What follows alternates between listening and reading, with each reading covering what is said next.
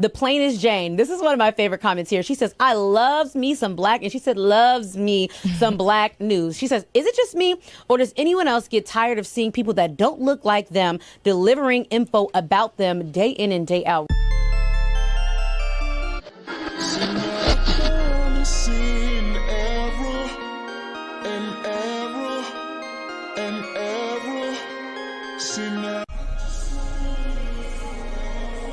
I'm your girl, the plainest Jane, and let's see what's happening in these virtual streets. You ready? All right now. This could be a crazy ride. I'm warning you now.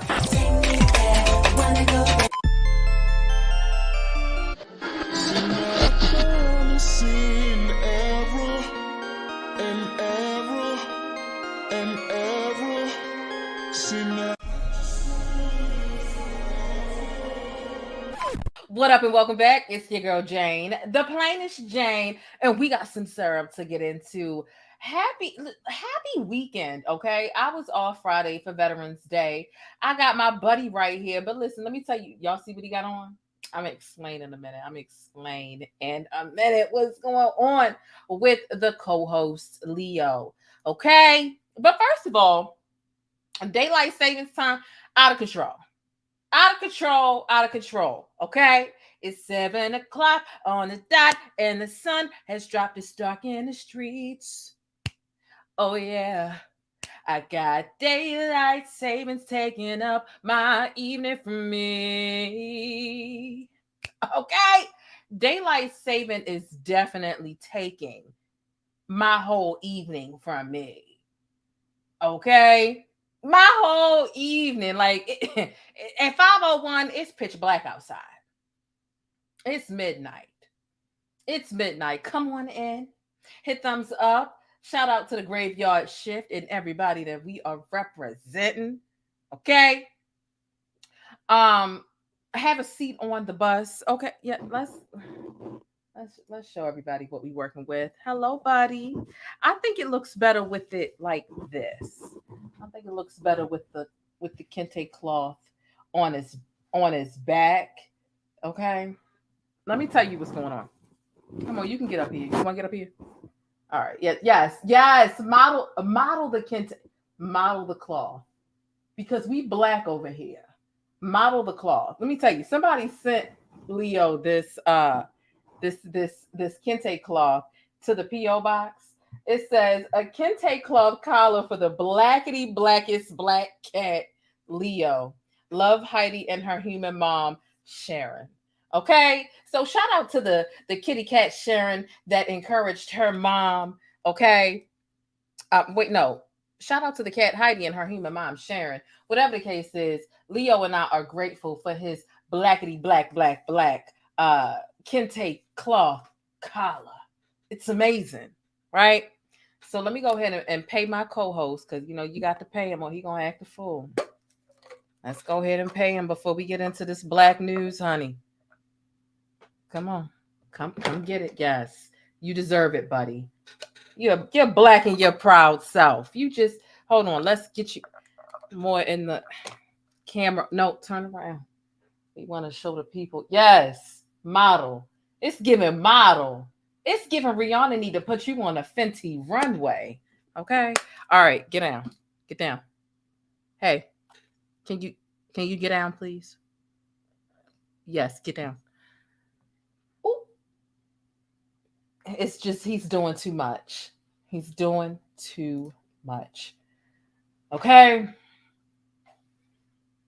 So Leo gets he enjoys the things that you all send to his P.O. box, and he is grateful. We are grateful. Okay. Not Hotep Kitty.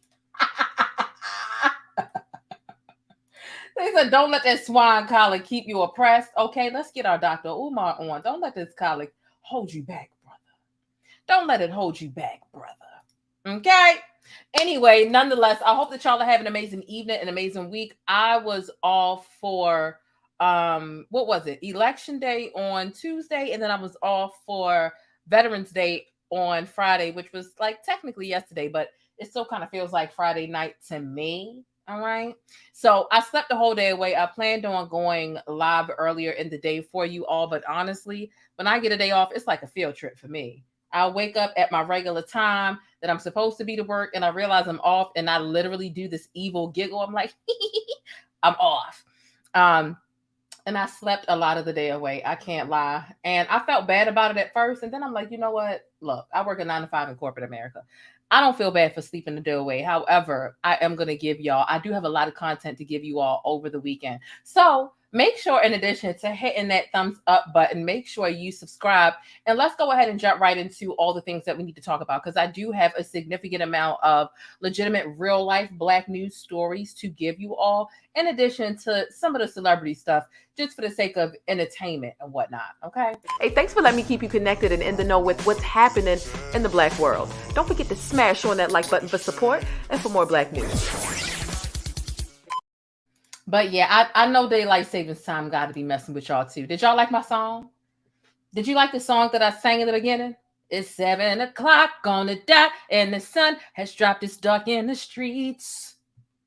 Yeah. I got daylight savings taking my whole evening from me. Okay? It's the truth. Is daylight savings time not confusing the shit out of you? No? Okay. Let's just keep it a buck. Let's just keep it a buck. Okay? You work 2 jobs, get your sleep. YouTube is a whole nother job for me. I do YouTube because I love it. It pays a little bit, right? It pays close to actually what my full-time job pays, but I just don't have it in me to take that leap yet, because anything can be taken away from you quickly. And I learned that when I had 102,000 subscribers and YouTube said, let me go ahead and snatch this away from you. It devastated me. It threw me into a depression. But that ain't what we're here to talk about, because there's so much. I feel like there was a lesson in that channel being taken from me as well. And I'm grateful. Matter of fact, thank you. Because I posted something several hours ago thanking everybody, because I'm at 20,000 now. Okay. So I've got like a fifth back of what I lost when I lost that larger channel. So thank you so much to everybody who has continuously subscribed, has continuously just motivated and encouraged me. And the people who are confident, like, Jane, we're going to get you back to 100K. Like, you on your road back to 100K again, because I did get my channel snatched from me before I got that goddamn plaque. Oh my God. Hurt my feelings, but it's okay. Okay. It's okay. Anything that's taken away from you, there's a silver lining and there's a lesson. And the universe and my higher power had a lot of things that they wanted me to see and learn within that. And I don't even think that I'm done learning from that experience. It happened around like February 8th. Okay. So nonetheless, okay. Let's go ahead and get into the show this evening, right? We got about 69 of us here. We got 48 thumbs up. That's cool. We're going to need more of y'all to hit the thumbs up button and show some love. However, I want to know your thoughts on this as we get in, right? We have a documentary or biopic, should I say, coming out, right? I want to know what y'all think about it. I want to know what you all think about this biopic that is going to come out. And would you watch it, right? We seen Straight Outta Compton. We seen a lot of stuff. And I want to know if this is something that you all would support. So let me go ahead and put it on the screen here. A Snoop Dogg biopic, as a matter of fact. Would you all watch this? It's in the works at Universal Studios with the director of Menace to Society. His name is Alan Hughes. Is this something that y'all are here for? Yes or no?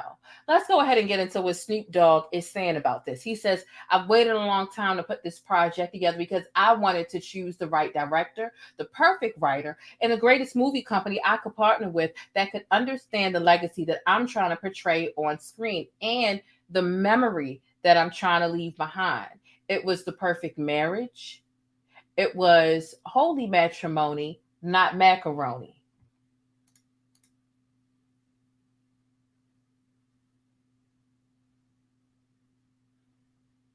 Can somebody tell me what's macaroni got to do with it?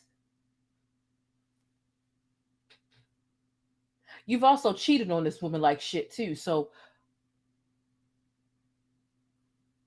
What's macaroni got to do? Look, I'm just what's macaroni but a second-hand emotion? I mean, you know what I'm saying? Like, why he had to put macaroni in it? You know, I just, girl, all right, okay. I don't understand why you had to throw macaroni sitting over there. Like, now how I get in it? Now why am I in it? And you could have did Now it. see how I get wrong because you never apologized.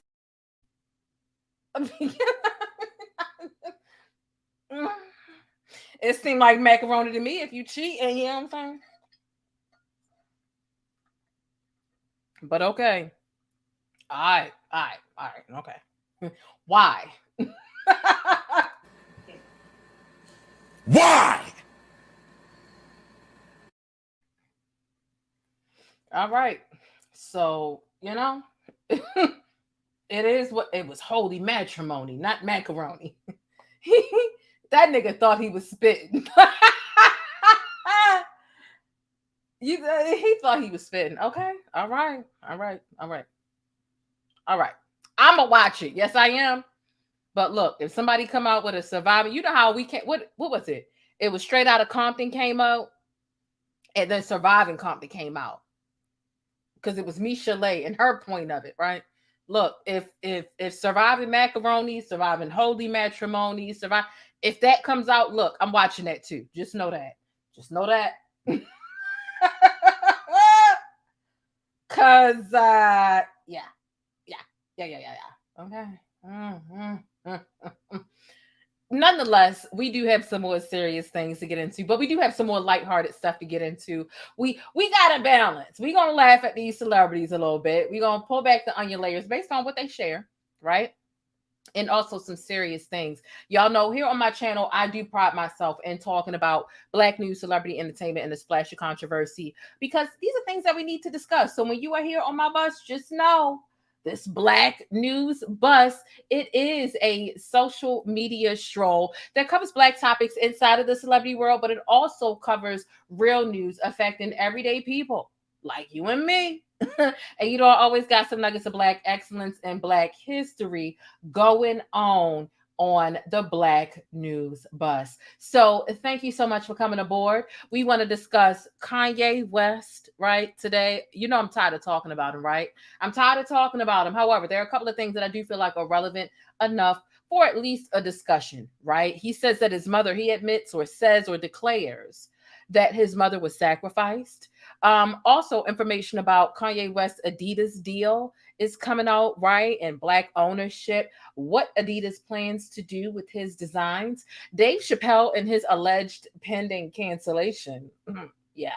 Columbus Short and this restraining order and his ongoing legal battles, and so much more Black news that we need to discuss. I'm excited to get into these things with you all this evening.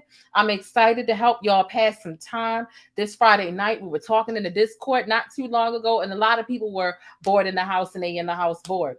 And so I just decided, you know what, let me go live. I had planned this show literally 2 days ago. I ain't gonna hold you.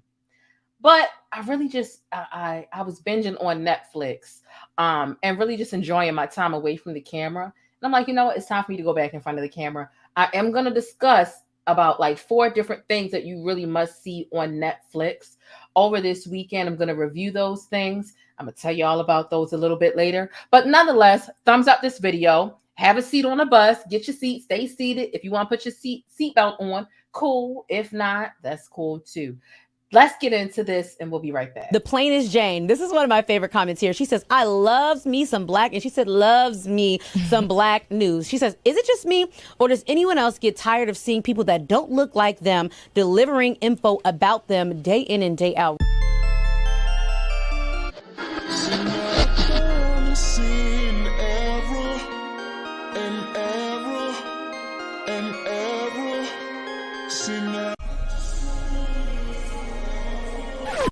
Real quick, make sure your mental health is in check. All right. Always mention mental health. I know some people feel like my intro was too long, but listen, I spend time getting comfortable, and I try to give you at least 1 or 2 stories before I get into the intro now. I'm experimenting with my format and what's going to work best and taking some of you all's feedback, but my intro was still very much necessary. Make sure your mental health and your invisible problems are intact before you get to dibbling and dabbling into this video, celebrity endeavors, and potentially things that may negatively trigger you, especially as we talk about real world news and stuff that affects everyday people like you and me.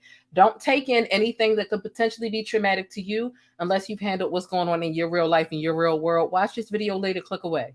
You won't catch a lot of content creators telling you, click away from this video, don't watch it, or watch it later, knowing that getting people to watch your video again is very difficult. Shout out to my new subscribers. Thank you for 20K. And of course, before I get into breaking down today's topics and viral events, make sure you subscribe if you haven't already, and thumbs up or down. Honestly, either way, I truly appreciate it. Thank you for the engagement. And don't forget to think critically and independently, regardless of what you hear from me or anybody else. Okay? Now, here's something I really want to talk about. This is something that's so important, right? It's so important to recognize and realize when it comes to Black women, right, being victims of sexual assault, sexual abuse, et cetera, and some of the unfair penalties that we experience based off of retaliating upon our abuser, right, as Black women. So make sure you share this video via text message, Twitter, Facebook, your group chat, however it is that you share videos, media, Instagram, whatever the case is. Let me know in the chat, have you heard about Pieper Lewis? Do you even know who she is? Put a 1 in the chat if you know who Pieper Lewis is. Put a 2 in the chat if you have no clue who she is. I'm about to get into it and I'm about to break it down for you real nice and proper. Okay, a 1 in the chat if you know who Pieper Lewis is and what's going on with her story. A 2 if you have no clue who she is and what I'm talking about. Oh, I see a lot of people don't know. Oh, y'all are in for something. I literally don't see a single one in the chat. This is a name that we need to remember because this is a Black girl, because she's 18, but she was 16 at the time that something happened to her. This is a Black girl that we need to keep our eyes on. Okay, seriously, we need to keep our eyes on her story and what's going on in her world. Okay, let's get into it. This story moved me in a way that isn't mainly positive. Okay, I see a couple of ones. Okay, a couple of ones, but mainly 2. So this lets me know a lot of people don't even know who she is. Okay. Let me get into telling you who she is and what this story is about. Like I said, we're going to go from stuff that's funny to stuff that's not funny to stuff that's funny to stuff that's not funny, real stuff, funny stuff, whatever it is. It's all about balance over here. Okay.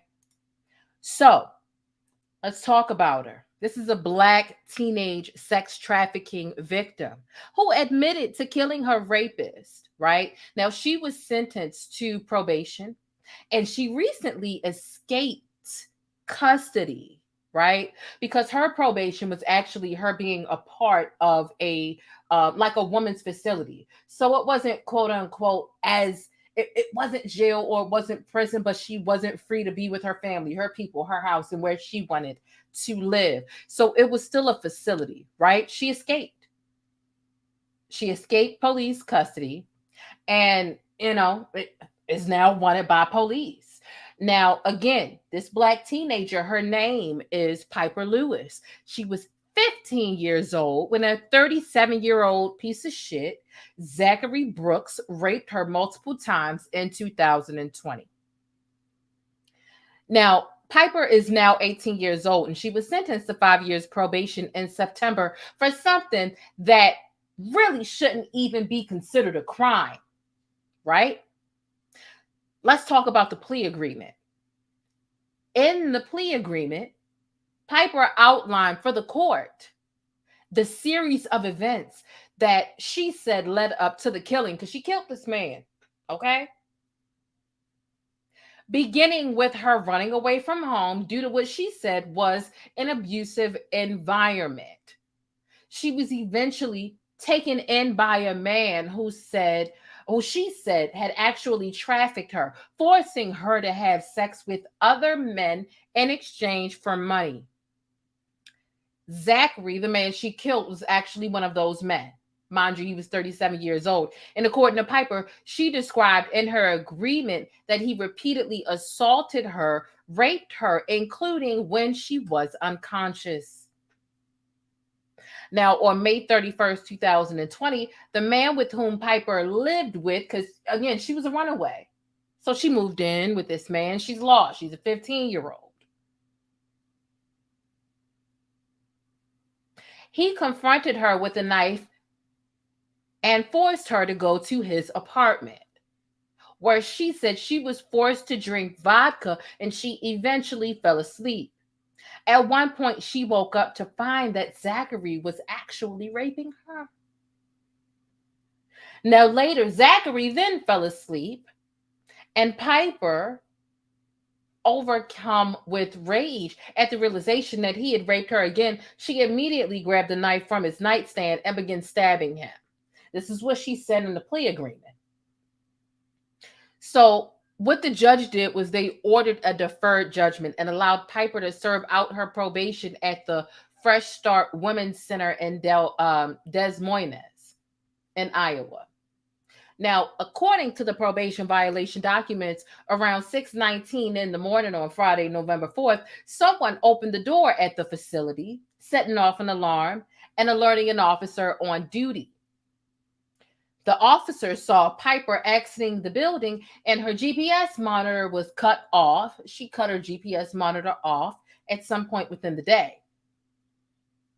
Literally before she left, because ain't nobody gonna escape a building and then cut off their GPS monitor. Now, here's the thing. She originally faced up to 20 years in prison, but in September, Polk County District Judge David Porter handed down a deferred judgment, meaning that the plea could be expunged if she completed the 5-year probationary sentence at the residential correctional facility. So it was still a correctional facility.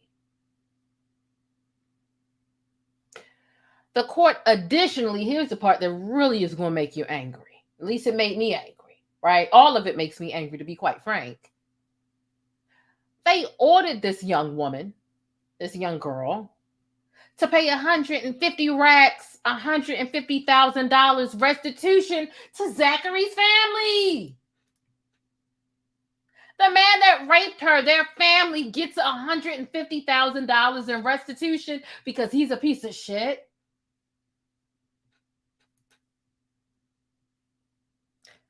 The judge also ruled that she should serve 200 community service hours and pay more than $4,000 in civil penalties.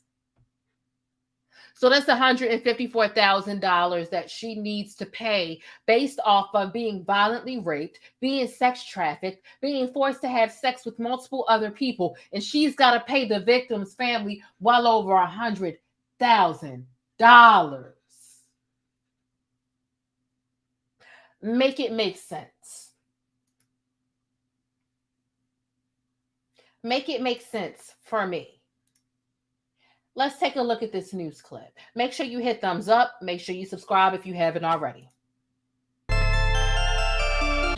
Right now, officials are searching for Pieper Lewis after she escaped custody yesterday morning. It happened around 6:15. Lewis has also cut off her GPS tracker. Now there's a warrant out for her arrest. Pieper Lewis was 15 years old when she admitted to killing 37-year-old Zachary Brooks in Des Moines in 2020. She said Brooks raped her several times before she killed him. Back in September, a Polk County judge sentenced Lewis to 5 years probation and deferred judgment. She was also ordered to pay $150,000 in restitution. Her case gained national attention. A GoFundMe was set up for Pieper Lewis to help her pay that restitution. It surpassed $500,000. GoFundMe has frozen that money. Rolex on your wrist, PLAINEST. You gotta ask yourself, GoFundMe, why'd you freeze the money? Why'd you freeze the money? It doesn't make sense. At least not in my opinion, it doesn't make sense. It really doesn't. But I do have some more information to give you because there's an update. Oh, she escaped. And oh, baby, we were happy about it. We were like, run, baby, run, run. Because she shouldn't be in jail anyway for what was done to her as a child. She was a child. She was 15 years old. Well, I hate to break it to you, but she's been captured. And that was the worst thing we could, because I was following this in real time. Unfortunately, she's been captured. And she's now in custody, in jail. And rather than the Des Moines Women's Center, where she was to serve out her 5-year probationary period, she's now actually in jail. Upon her escape, there was a probation violation report that was filed right away, where they not only requested a warrant for her arrest, but they also recommended revoking her probation and further ordered that her deferred judgments be revoked and her original sentence be imposed. Remind you, I was reading you the details earlier. Her original proposed sentence was 20 years, but instead she got probation. So now they're pushing, because she escaped and she's been captured. They're like, okay, well, maybe she should serve the 20 years that y'all thought that she should have got in the first place. Sickening. Way beyond sickening. So again, remember, she pled guilty to voluntary manslaughter and willful injury. But despite all that, let's keep it a buck. There's an eerie and an ugly history that America has when it comes to young Black women. And Pieper Lewis's case echoes this undeniable point. She does. This case does. Recent cases in the United States in which teenagers, often Black or of color, have been legally penalized or convicted of killing their sex trafficker or assaulter. Let me show you a motherfucking example. Let me show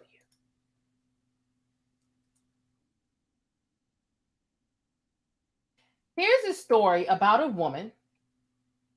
This woman, Porsche owner, avoids jail for shooting a homeless man who asked her to move her car. Oh, not no jail time for this white lady who shot a homeless man who asked her to move her car. Is it reasonable to ask somebody to move Let's get into these couple of details.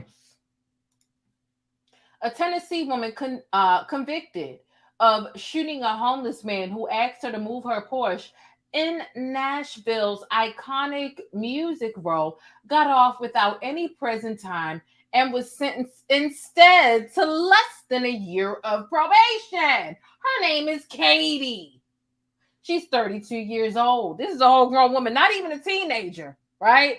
Because a teenager, they really just, right? Everything's not developed. Their whole brain, the frontal cortex, all that other stuff, right?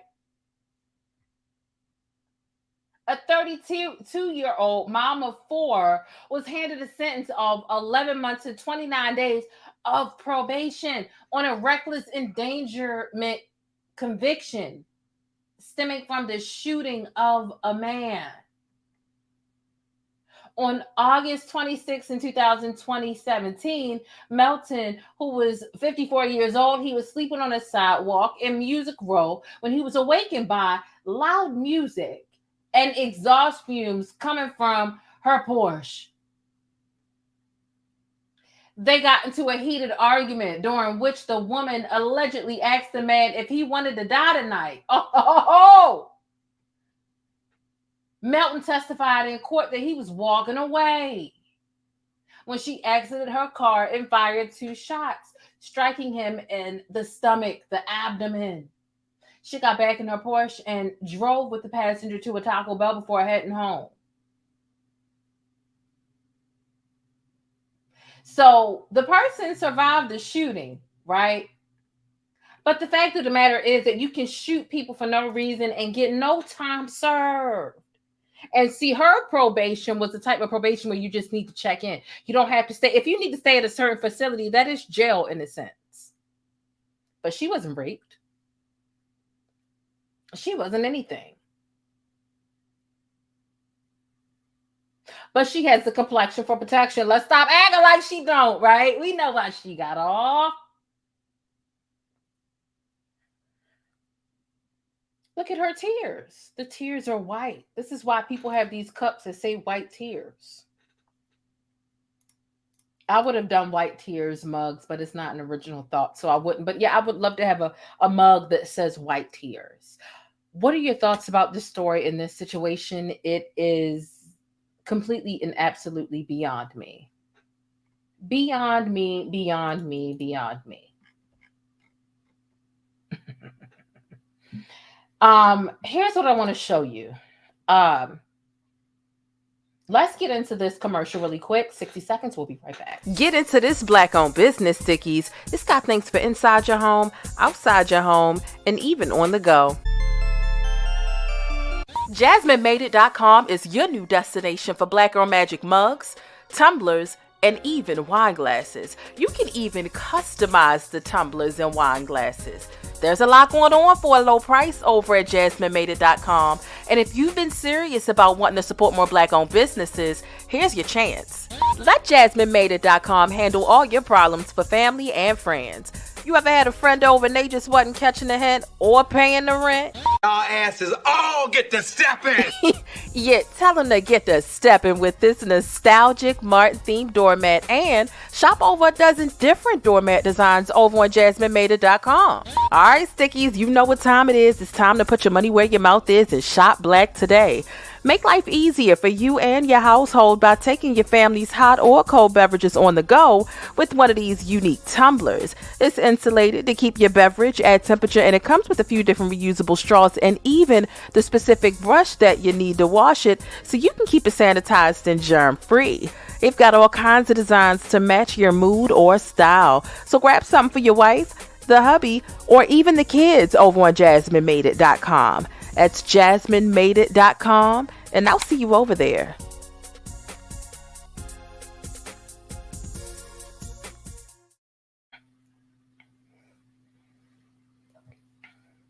And we are back. Let me just go ahead and tell you one thing about JasmineMadeIt.com. You are able to use my discount code for 10% off of your order. I see there's somebody doubting that I'm live right now. Hold on. Let me pull up your comment. I'm coming in late, but if this is a real-time live, then I'm on time. Yes, this is a real-time live. We are live real-time right now. I haven't gotten to the point where I'm going to do fake real-time lives, but, you know, when I get a little bit busier, it's coming, right? It's coming. But no, we're live right now, okay? Ask whatever you want to ask. I'm really live right now, but just know it's Christmas time coming up. If there's, you know, if you have your own business, if your friend's starting a business, you want to support them, you want to put their name, their logo, whatever on a tumbler or a cup, check out JasmineMadeIt.com. You can use my code Jane for 10% off and put their logo, put their picture, put something on the front of a logo or just purchase or on the front of a tumbler and go to JasmineMadeIt.com and it's going to get you right. Okay. Wine glasses, tumblers, whatever the case is, it's a brand that I actually trust and I love. It ain't a brand that I just got a check from and was like, let me just tell y'all about it.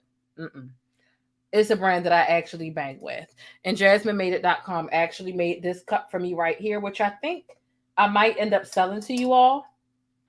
Made sticky. And then you've got these nutritional facts back here. And it says things like, confident, brave, you know, strong. What does it say? Blessed, courageous, committed, confident, determination, sticky. It says all that stuff. So it's really dope. It's a brand that I actually bang with. Okay. It's not just a buck that I'm making. Let's move on though, because we do have other stuff that we need to talk about. Okay. Okay. She not fake. She living in real time till 2023. Look, I'm still gonna be living in real time regardless.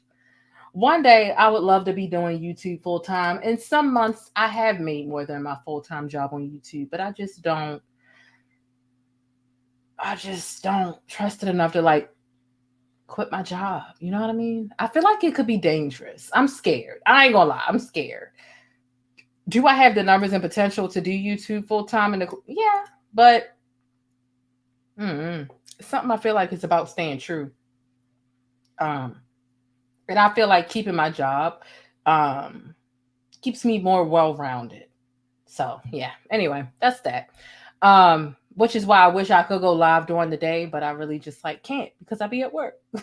But I do got some vacation time and some floating holidays and some sick leave that I'm about to lose at the end of the year if I don't use it all. So look forward to seeing me during the day sporadically. So make sure you subscribe and you got your notifications turned on and all of that good stuff. Okay? Now, some people love the cup. See, I didn't want to. This is the last thing I'm gonna say. I'm gonna move on to the next story. I didn't want to be vain and sell a cup with my face on it. I feel like people will buy a cup with Leo on it before they buy a cup with me on it. I'm like, am I vain for wanting to sell a cup with my face on it? Plenty of people told me they would buy it, but I'm like, is that me being vain? Is that me being vain? I do have some really good pictures of Leo that I think that y'all would really like, though. So it's going to be a mix between me and Leo. We going to see. Do y'all bang with Leo more or y'all bang with me? That's what we need to really be checking up on. But anyway, let's get in because we do got more black news. I do have some really serious black stories that I want you all to have knowledge of. Leo, get down. Get down.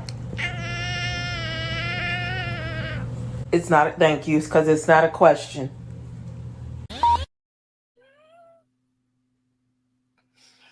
Remind me to tell y'all later on, please. Somebody in the chat, remind me to tell you before this video ends what Leo did to get punished the other day because, oh my God, it was dramatic. It was a dramatic situation.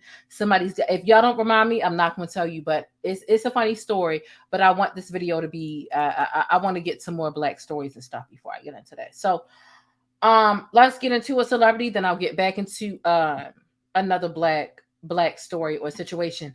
What do y'all think about what Kanye got going on right now in the Adidas deal? A lot of people know about it. A lot of people know about it, okay? So here's what's going on. Let me enlarge this, right? Here we can see Adidas has said, I can confirm that Adidas is the sole owner of all design rights registered to existing products, as well as previous and new colorways under the partnership. And we intend to make use of these rights as early as 2023. So here's what's going on. To decode this or translate this, Adidas plans to release more Yeezys under its own branding starting at the top of the year. Let me say this again because I'm sorry. I just think it's low-key iconic, right? Adidas plans to release more Yeezys under its own branding starting at the top of a year.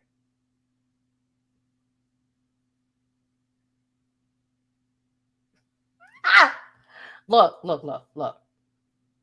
Some of it becomes comical because I'll be damned if I become up in arms and get, oh my God, they're cheating.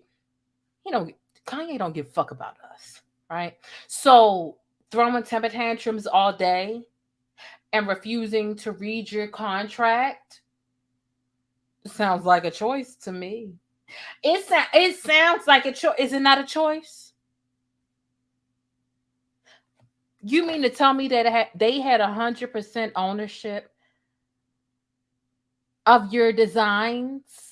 And instead of you reading your contract and becoming acquainted with that, you were throwing temper tantrums online every day. And instead of sending these private emails and negotiating and trying to rework your fucked up deal, you decided to tell us that slavery was a choice and everything else.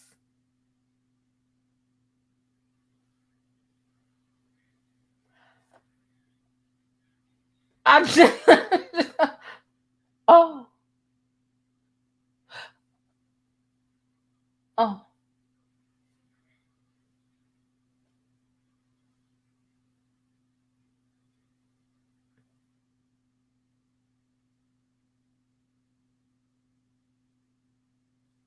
Because slavery was a choice. Why didn't you read your contract? How is it that they can run off with the plug twice, and the plug being your fucking designs twice, and still sell, for a lack of a better term, generic Yeezys? How do they have that right? You were busy insulting us everyday people that helped you get where the fuck you were. Saying white lives mattered and shit.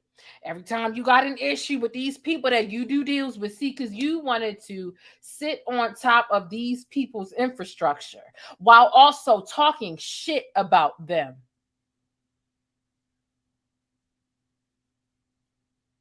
And expect for you to still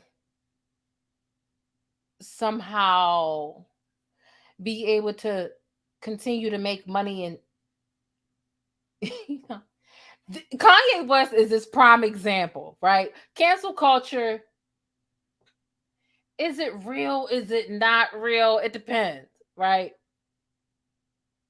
But some people feel like, look, I'm uncancelable. I'm uncancelable. And I'm going to talk about Dave Chappelle in a little while. But some people feel, well, Kanye was one of those niggas who felt like, look, my money transcends this point of where you going to treat me like a nigga. Money don't equal power. Money and wealth, long-term wealth, is based off of the different people that you were involved with staying on code. And you, my friend, are a nigga trying to call these people out while you're using their infrastructure instead of doing what Sway told you to do. And now you've apologized to Sway and told Sway that he was right. But slavery was a choice, right? No. You told us that you are a slave based off of this situation. Then you disrespected George Floyd and then said you had a knee on your neck based off of finances and how ADIDAS and Gap were fucking you over, and them fucking you over was a metaphorical or financial knee on your neck. So now you understand what George Floyd went through after you disrespected him. I got a financial knee on my neck based off this. So I get with.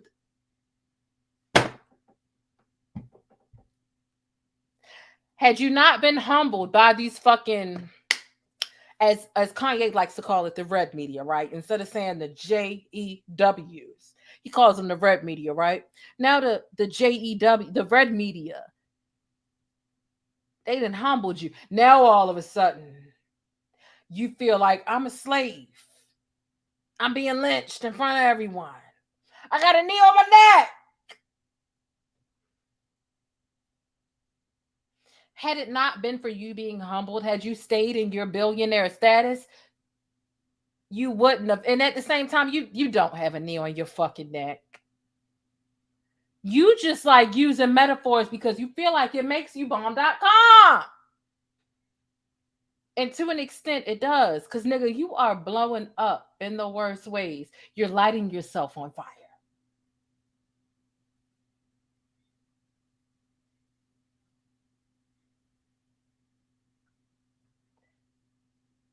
How the fuck do they own all of your designs? Right? That's like in music. That's like people owning your masters and shit. You're a fucking billionaire. How do you let shit like that slide? I can see broke artists trying to make it and shit, right? Not knowing what's best for them. But you have more money than any, for the most part, right? Let's just speak roughly. Let's just guesstimate. You've got more money than any black person in America, North America. How is it that you got fucked out of your deal? Because you spend more time ranting and raving online and throwing these temper tantrums than reading your fucking contracts. And when you have an issue with these people, instead of sending them an email and doing what you need to do behind the scenes, you like to call everybody out and put everybody on blast, which makes People feel uncomfortable. And I'm about to pull up a clip of what you said within the last 48 hours that's really going to drive this shit home. Because something's wrong with you, brother. You're sick. You're sick. You're sick. This is a sick Negro. I'm going to tell you right now. He's sick. I'm gonna let y'all hear a clip of Kanye saying that his mother was sacrificed. The question is, who sacrificed her? Let me pull up the clip. Let me pull it up.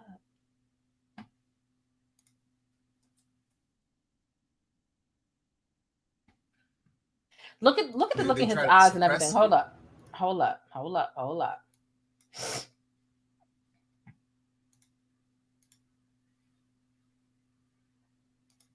It's scary. They can't control you. They can't. They try to suppress you, but that's how they try to categorize. They can't control me. You get what I'm saying? They can control Shaq. They can control Charles Barkley. They can control LeBron James. They can control Jay-Z and Beyonce. But not you, man. But they can't control me. You Not see, you. it ain't no name I won't name. It's up. Not you. You know what I'm saying? And just for Minister Farrakhan, I love you, but the way you read that, I took that as a slight. You know what I'm saying? I'm taking no disrespect from nobody. So let's get on the phone. Let's talk that out. I don't care who you are. I ain't taking no slice from nobody, right? I ain't taking no slice from nobody. It's God. That's the only person that I serve. My mom ain't here. My mama was sacrificed. Me too. You understand? Yeah. I'm Christian. Michael Jordan. What about him? His daddy, right? Bill Cosby, his son, right? Dr. Dre, his son. You know, out in Hollywood, a lot of people come up missing. Feels like it might be a lot of that in order to control, traumatize. They want to monetize and traumatize. And God loved me. You understand? They hit me. Gap, ADIDAS, all that away. Still, Forbes, who hate me, right, had to write net worth 400 million. Jesus is king. God loved me. That's more important than thinking in life. That's the thing. You know what I'm saying? And this truth is going to be heard. Y'all can't send none of y'all Meek Mills, y'all Puffies, y'all Lil Boozy, none of these names, none of these people that have to listen to y'all because they have legal. I never killed nobody, right? I'm the pussy that never killed nobody, right? But that means I can say whatever I want and not go to jail.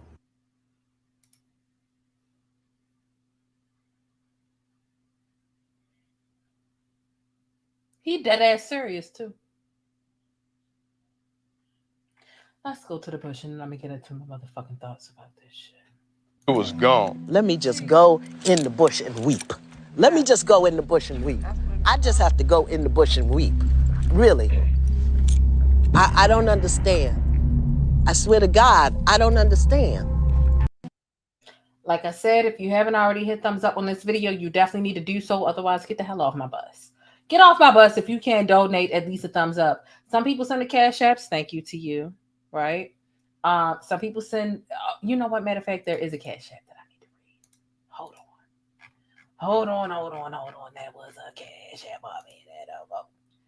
Daughter of Oshan Yemia. Ooh, I hope I read that right. Your vibe is dope and authentic as fuck. I've been riding with you since before the R. Kelly series. Sis was unpacking the attic on him. Listen, thank you so much, and I appreciate the $10. That means so much. I appreciate you. So look, here's the thing. See, Kanye is literally trying to call out Farrakhan. He feels like Farrakhan mentioning him and low-key kind of like holding him accountable and mentioning his actions.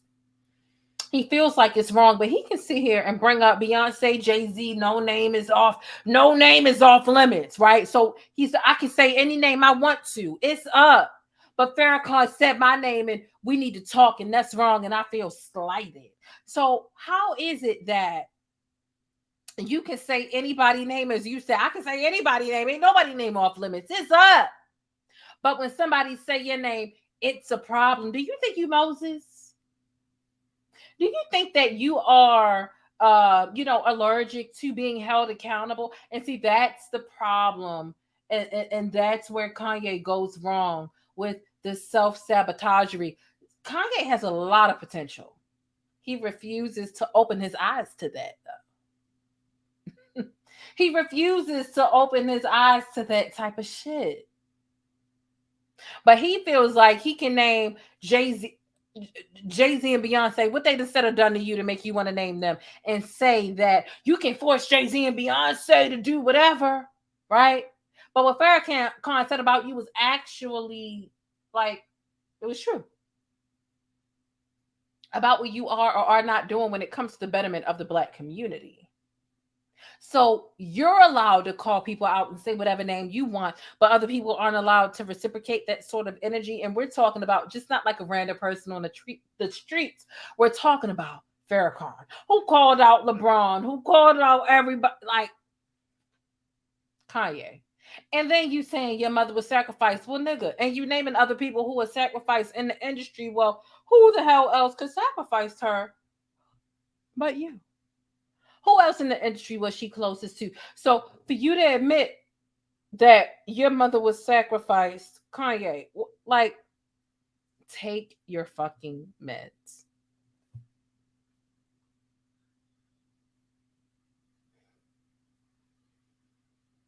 Take your meds. Somebody, he might want to leave. Hello, he don't get it. But you heard the way he said it. He was just like, Farrakhan, you might want to call me. We might need to. Why would you speak about him in that way? Why would you? It's scary. They can't control you. They can't. They try to suppress you, but that's how they try to categorize. They can't control me. You get what I'm saying? They can control Shaq. They can control Charles Barkley. They can control LeBron James. They can control Jay-Z and Beyonce. But not you, man. But they can't control me. You Not see, it you. ain't no name I won't name. Exactly. It's up. Not you. You know what I'm saying? And just for Minister Farrakhan, I love you, but the way you read that, I took that as a...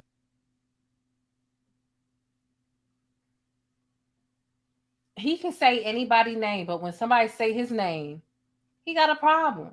Control LeBron James. They can control Jay-Z and Beyonce. But not you, man. But they can't control me. You Not see, you. it ain't no name I won't name. Exactly. It's up. It's up for you. But when them names name you, it's a problem. That's my point. You know, and that's the point where I just can't get with Kanye, because he feel like he has the right to do things and say things about people that they can't say and do back to him. He feel like he's special. He feel like he Moses. He feel like he is the person that God ordained to say what it is that he's saying, and people aren't allowed to speak on him. Listen, nigga, here's one thing my mother told me all the time, right? They talked about Jesus. What the fuck would make you think they wouldn't talk about you? They talk shit about Jesus. They had opposing opinions about Jesus. And these are people that just don't fucking agree with you. And so for you to think that you can change it, think about Jesus trying to change the minds of the people who spoke out against him.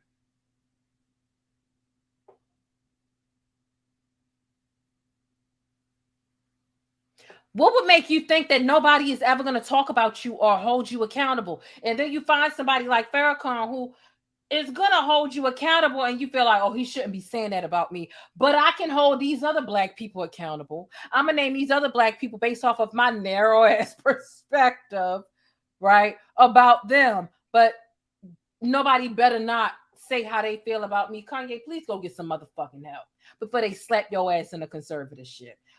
Quickly. Not you. You know what I'm saying? And just for Minister Farrakhan, I love you, but the way you read that, I took that as a slight. You know what I'm saying? I'm taking no disrespect from nobody. So let's get on the phone. Let's talk that out. I don't care who you are. I ain't taking no slights from nobody. He don't care who you was either. Right? I ain't taking no slice from nobody. It's God. That's the only person that I serve. My mom ain't here. My mama was sacrificed. Me too. You understand? Yeah. I'm Christian. Michael Jordan. What about him? His daddy, right? Bill Cosby, his son, right? What's Michael Jordan's daddy got to do with this? Like, you name anybody in your motherfucking reach, and can't nobody name you. Dr. Dre, his son. You're out in Hollywood, a lot of people come up missing. Feels like it might be a lot of that in order to control, traumatize. They want to monetize and traumatize. He find 2 rhyming words and he feel like he the motherfucker. They want, what he say? And God loved me. Hold Oh, traumatize.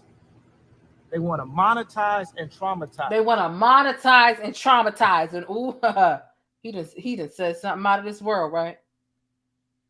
They want to monetize and they want to traumatize. Can't tell him he ain't Moses with that.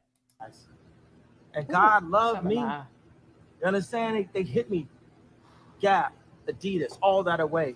Still, Forbes, who hate me, right? Had to write net worth 400 million. Jesus is king. God loved me. That's more important than thinking in life. That's the thing. Let me tell you who this reminds you of. And this might be an inside joke for my channel members, for the people who've been watching for a while. God loved me. And you can't mess with God's children, right? And not to say that that's not a figure of speech and it's not a saying, but some people, they take it a step further. Like they really feel like they Moses. And there was somebody who used to come on my channel all the time, specifically during the R. Kelly trial this year, not last year, this year. And his name was Don P, right? And he's still upset. Don't mess with God's children. I'm here to give the word, and you shouldn't mess with me. And if you like, you're not fucking Moses. Like, you're not. God loves me, and so you shouldn't be mentioning me. You shouldn't be talking bad about me. But holding you accountable and pointing out where you went wrong isn't talking bad about you. Accountability is not an attack. Say that again. Accountability is not an attack. And a lot of the black men in our community sometimes, they feel like accountability is an attack, and it's fucking not. But let's continue. Yeah. You know what I'm saying? And this truth is going to be heard. Y'all can't send none of y'all Meek Mills, y'all Puffies, y'all Lil Boozy, none of these names, none of these people that have to listen to y'all because they have legal. I never killed nobody, right? I'm the pussy that never killed nobody, right? But that means I can say whatever I want and not go to jail.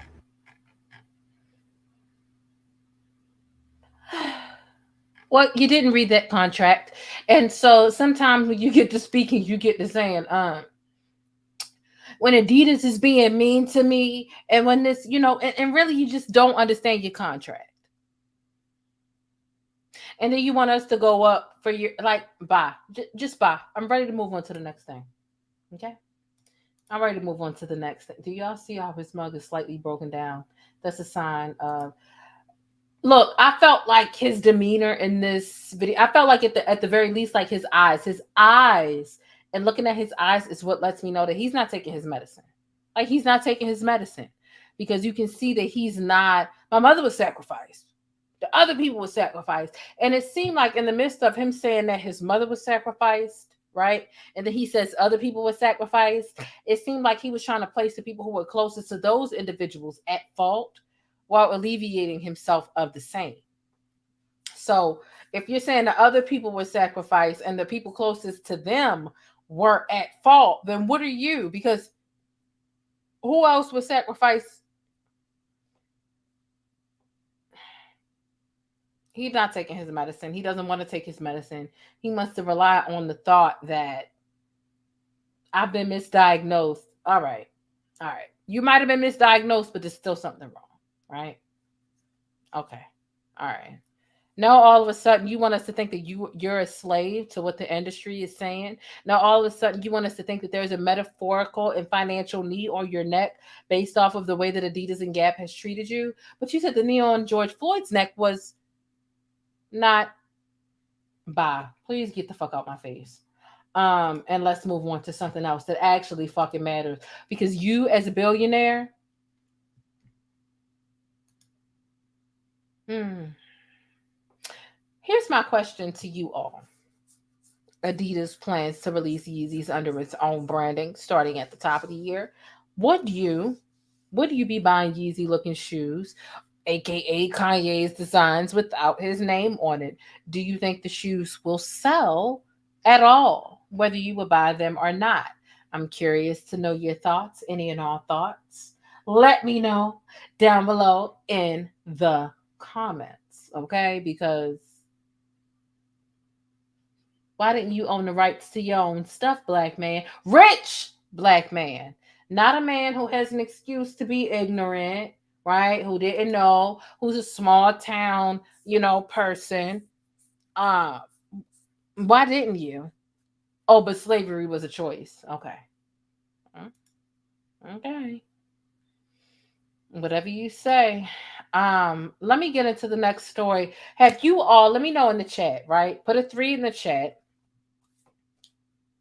if you have heard about the girl Sophia, the white girl who hurled all of these racial slurs against this black student, Kentucky University, right? And she was arrested. White girl calling this black student nigga in a video and gets arrested. Put a 3 in the chat if you know about that story. We're going to talk about that, give the follow-ups and all that other stuff. Put a 4 in the chat if you have no clue what I'm talking about when it comes to Kentucky University and this white student literally being belligerent and hurling racial slurs at this black student. A 3 in the chat if you know what I'm talking about. A 4 if you don't. We're going to get into that story right now. Before we get into that story, let's give 60 seconds. I'm going to pay a bill. Keep in mind, code Jane will give you 10% off of your order. We'll be right back in 60 seconds. Get into this black-owned business, Stickies. It's got things for inside your home, outside your home, and even on the go. JasmineMadeIt.com is your new destination for Black Girl Magic mugs, tumblers, and even wine glasses. You can even customize the tumblers and wine glasses.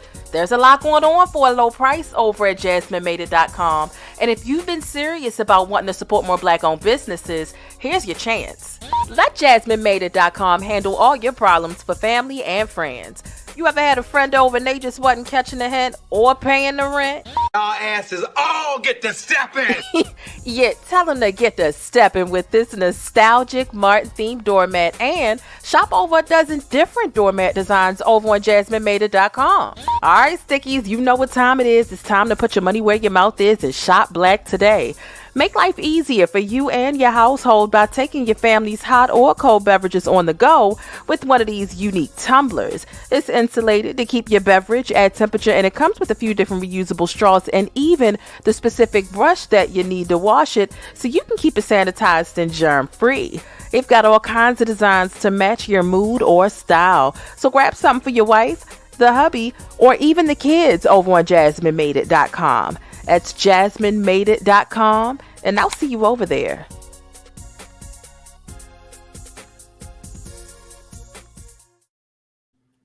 All right, and we're back. And like I said, don't forget you can use code Jane for 10% off of your order when you decide to shop black over at JasmineMadeIt.com. So let's get into it.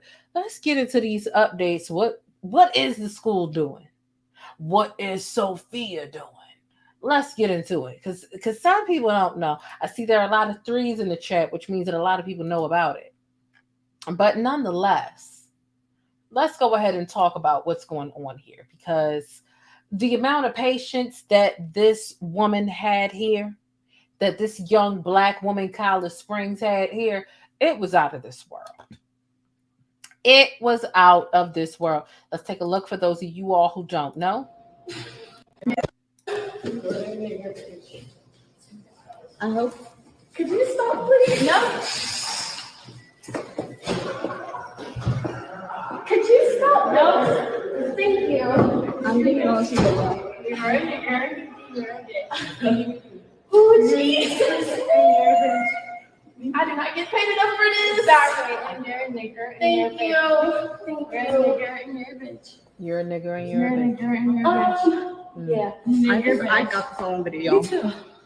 I got the song video. You're a nigger and you're a bitch. You trying to get me to get her to like get chairs and things? No, I'm drunk. You're drunk. You're a nigger and you're a bitch.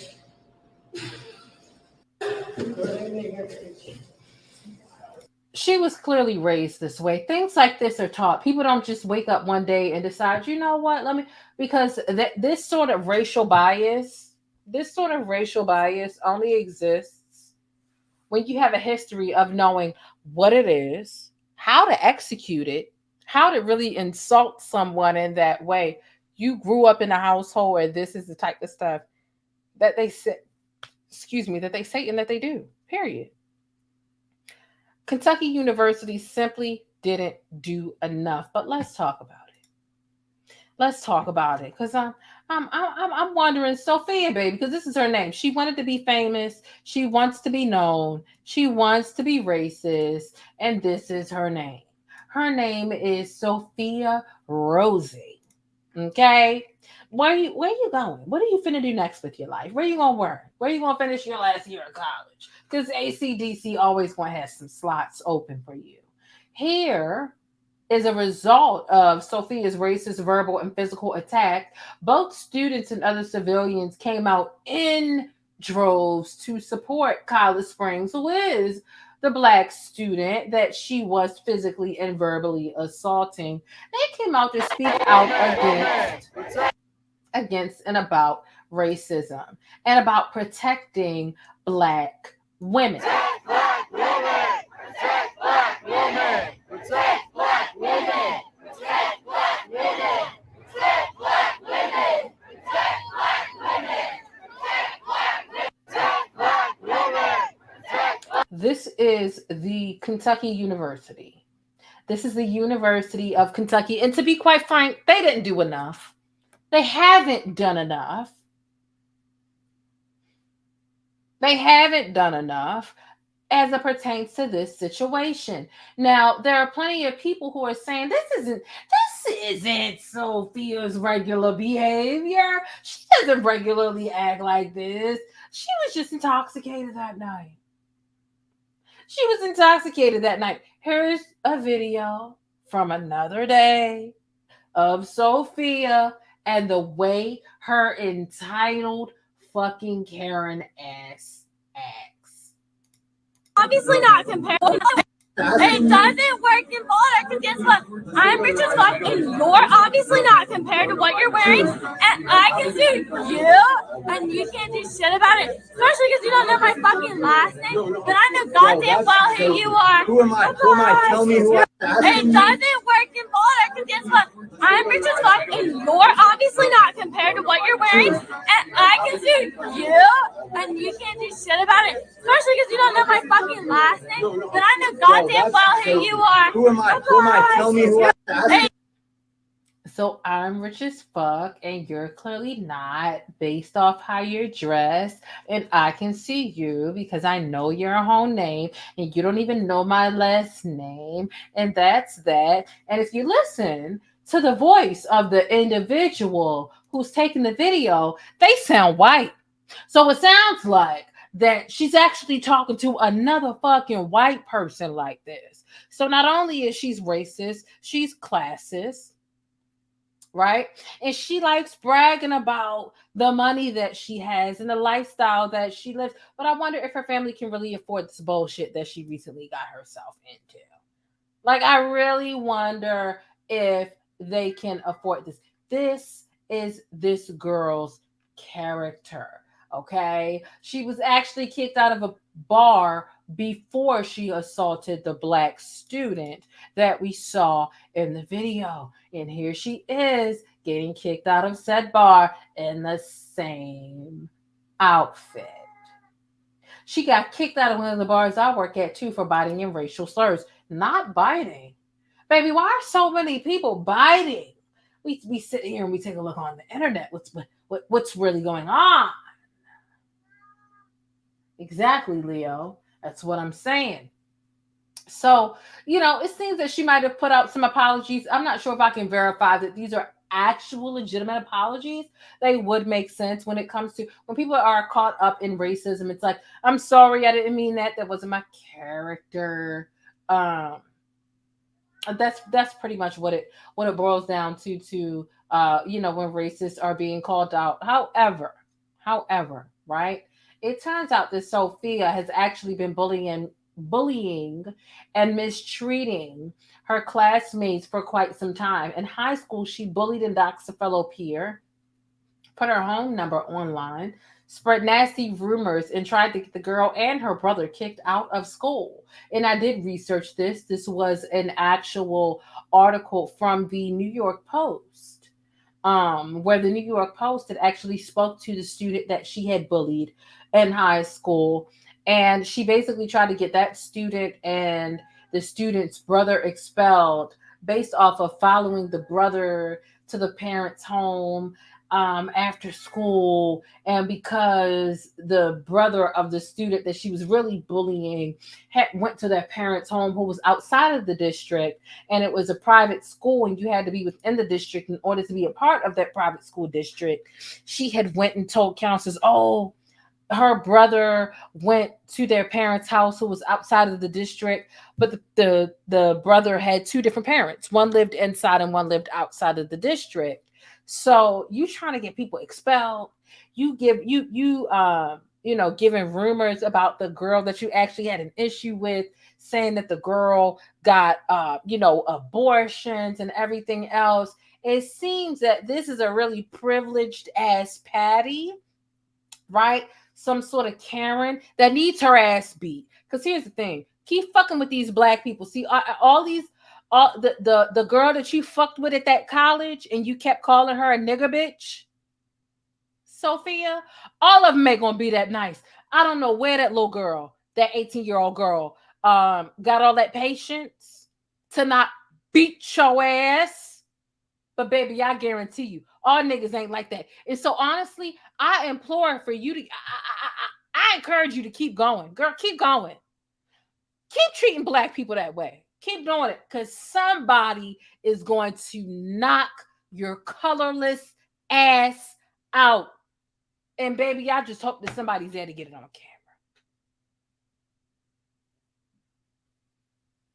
I hope that somebody's there to get it on camera. I do.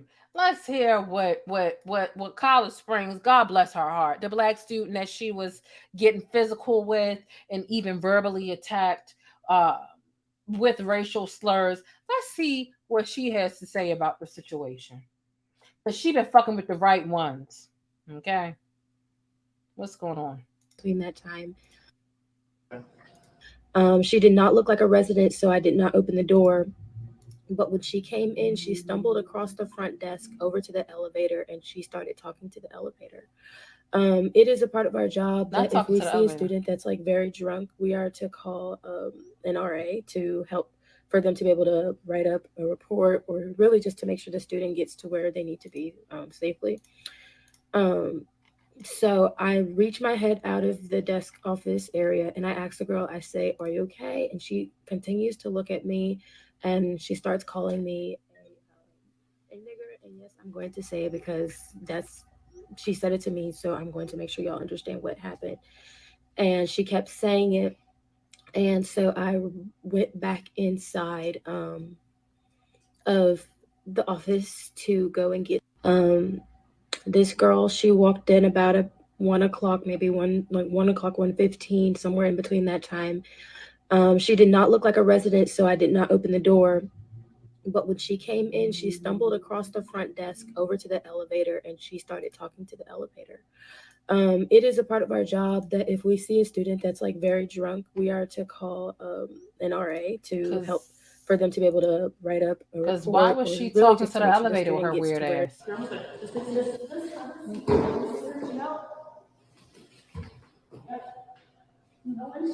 Just like, what's going on? Yep. Where's his fucking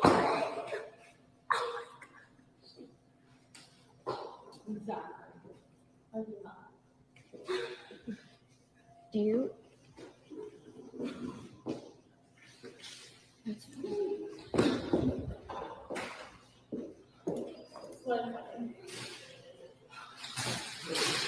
Oh, a card.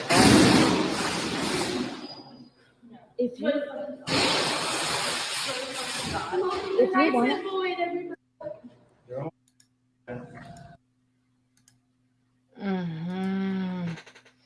Here's the thing about it, though. Here's the thing about it that I just feel like it's the craziest of the crazy. Okay? Tell me why. When they finally came and they locked her ass up. She was biting the police officer and everything else, right? Tell me why they booked her ass as a Jane Doe. Why is that? Why did they book her? Why were they trying to protect her identity? That's the even bigger question. Let's take a look. Let's zoom in. Current population profile. Jane.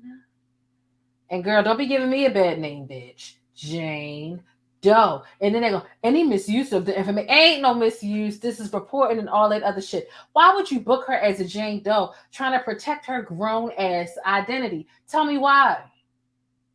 Tell me why ain't nothing but honey. And why was y'all why not put her real motherfucking name, which is Sophia Rosie? That's her name. Why y'all book her as that? We know why. We know why. Yeah. It's giving very weird. It's giving very weird. It's giving very weird. Let's get into the next story nonetheless.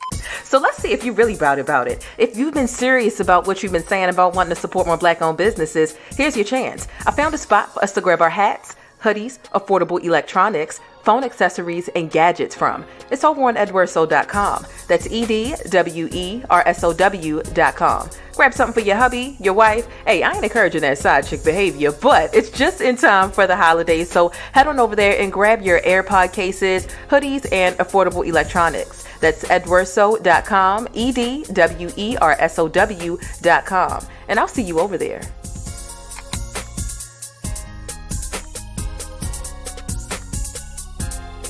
It's time to face it, boo. Your product needs more exposure. If you want to see your ad here on my channel, be sure to shoot an email over to yt.theplainestjane@gmail.com and let's chat. But if you're new in my neighborhood here on YouTube, hey, I'm the Plainest Jane, and I provide coverage and commentary on trending stories, viral events, and Black culture.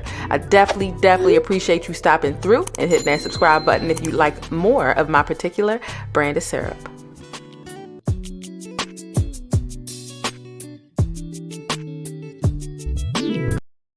And we're back.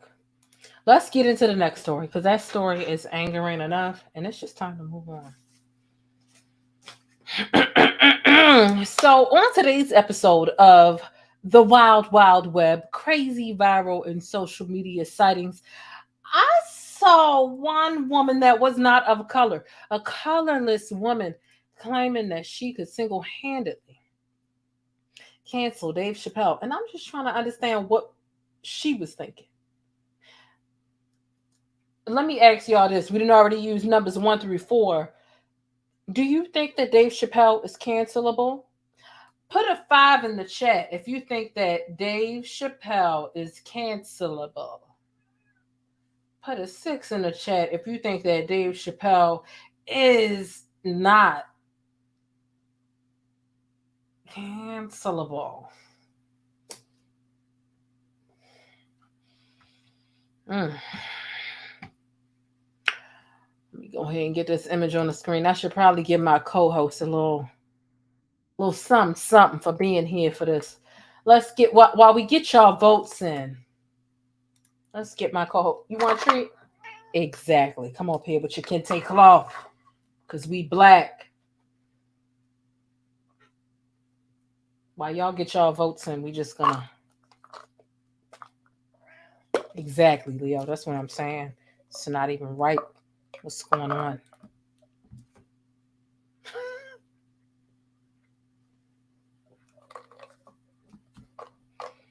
I got to tell y'all what he did. Hold on. We got to do this in front of people.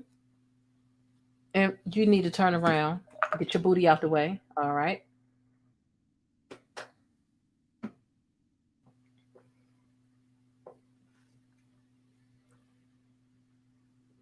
All right. That's it. Come on. You need to get down. Come on. You gonna get down? Can you get down? Thank you. Come on. Get down.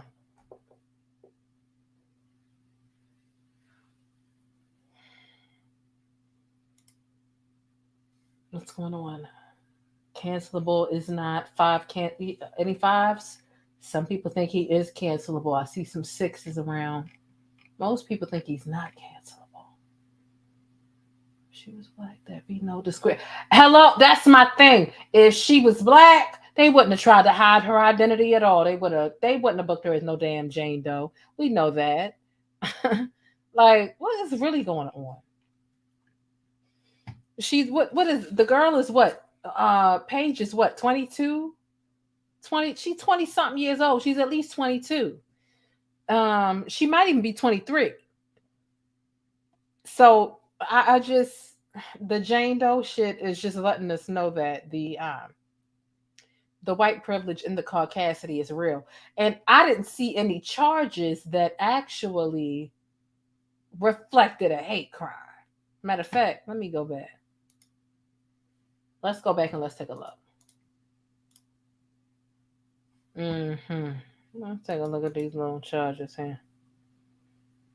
Alcoholic intoxication, assault of the 3rd degree, assault of the 4th degree, and disorderly conduct in the 2nd degree. She bit the cop. I don't see hate crime.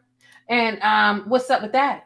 Because that's a hate crime. To be calling somebody a nigger bitch, right? As a white person, that's a hate crime. Because I guarantee you, if I go out calling people a Ritz, CRACKER, right? I'll be locked up for a hate crime. If I'm being violent and calling somebody that and trying to offend them with that verbiage. But you see how I don't say it.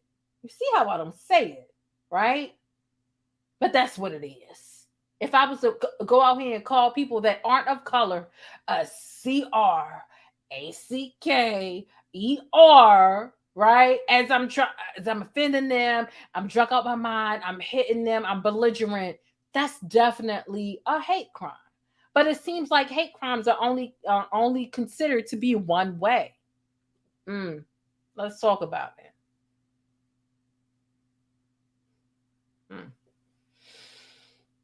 Her crimes ain't big enough for me. It was caught on camera what she did.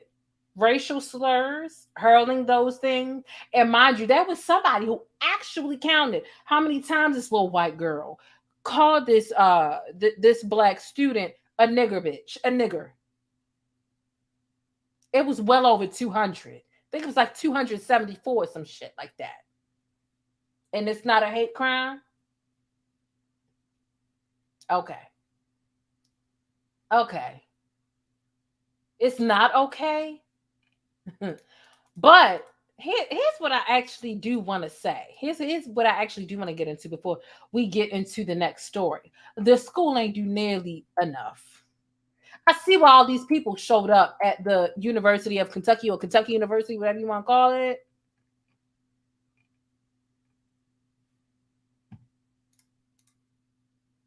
Because they didn't expel her, but she's been banned from the campus. But after she withdrew before she was able to be expelled. So here's what happens. Here's what I want to explain to you all. When somebody withdraws from a college, right? Think about the difference between quitting and being fired. Think about saying, I quit before you're fired and being able to use that as some sort of leverage or putting it on your resume. You're able to go somewhere else and say, well, I quit this spot, as opposed to the official documentation saying, I've been fired. this girl actually withdrew from the university before she was able to be expelled, because that's what the public pressure was telling the university to do. So instead of them expelling her, she withdrew because of all of the social media backlash and everything else. Which means that, does she have the ability to go register at other colleges or universities? Absolutely. Will they accept her? Will they be cognizant? Do they know about what she's done? You know, more than likely, but nonetheless, you should have ruined her fucking record and expelled her to begin with. I'm going to get into the statements from the University of Kentucky in a moment. Right?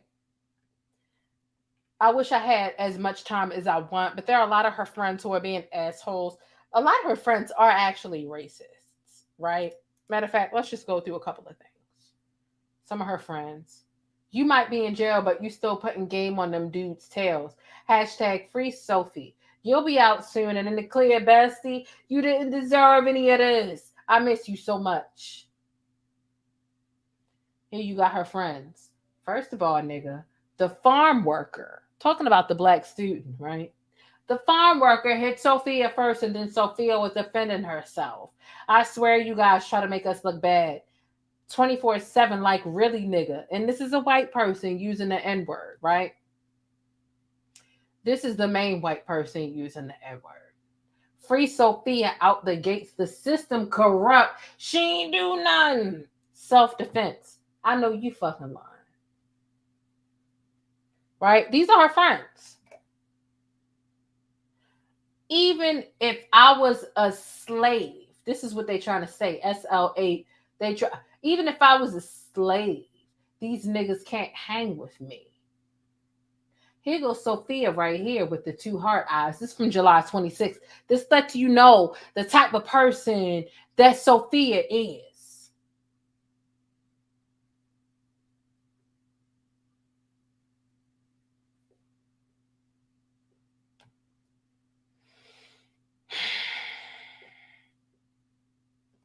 Here's another one.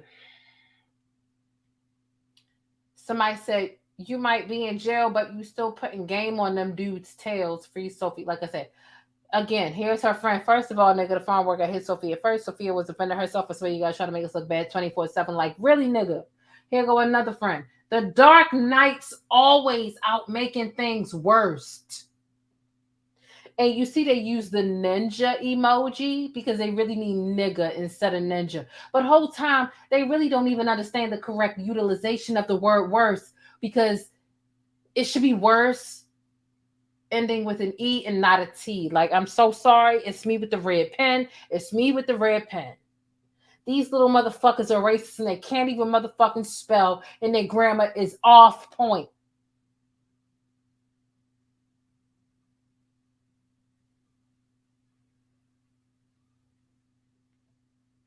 All of Sophia and her friends are racist, and this just goes to show you that.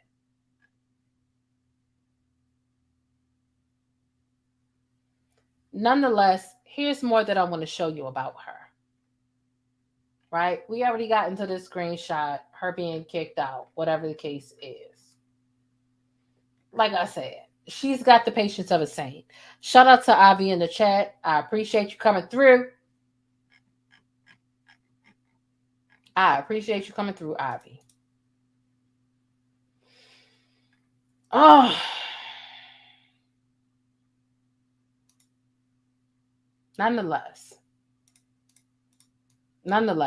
you know what? But before we move on, we're going to move on to Dave Chappelle. But first, let's get Tyra Banks to cuss out Sophie and all of her racist-ass friends who honestly don't even know how to correctly use, right? They're not even adequate in their utilization of AAVE. Like, you don't even know how to correctly use African-American vernacular English, and it's irritating. But y'all need to be cussed the fuck out. Not only do y'all need to be cussed out, y'all need your asses beat. Let's get into it. But you're not. Stop it! I have never in my life yelled at a girl like this. When my mother yells at this, it's because she loves me. I was rooting for you. We were all rooting for you. How dare you? Learn something from this. You go to bed at night, you lay there, you take responsibility for yourself.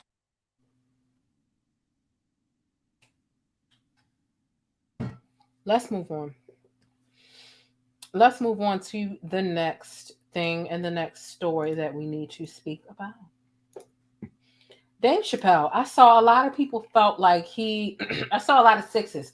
I asked a lot of people to leave fives if they felt like Dave Chappelle was cancelable, and leave sixes if they felt like Dave Chappelle was not cancelable. Okay? And a lot of people left fives, right? I'm sorry, a lot of people left sixes. Excuse me. A lot of people feel like Dave Chappelle is not cancelable.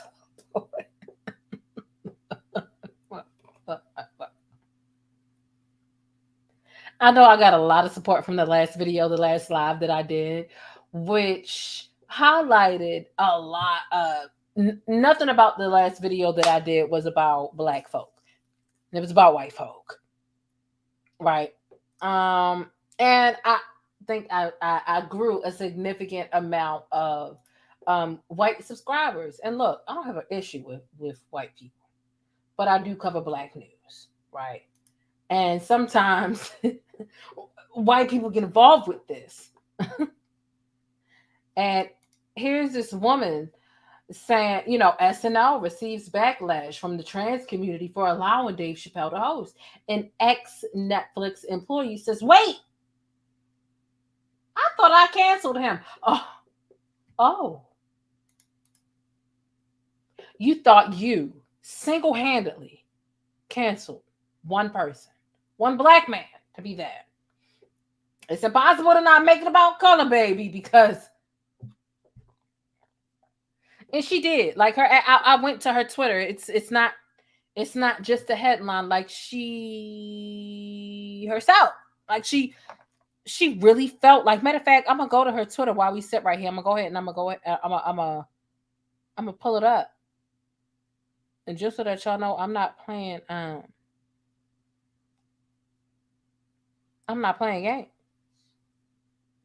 She really thought this. Damn it! I gotta find her page again. But I found her page before. Let me see. Because she really thought like just let me know how much sense that y'all think that this makes. Oh my God, yes.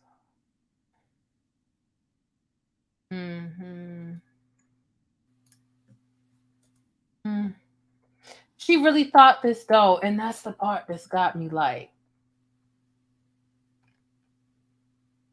ma'am, why would you think that you really had the ability? Why would you think that? I wish I could find her little page. Like right now.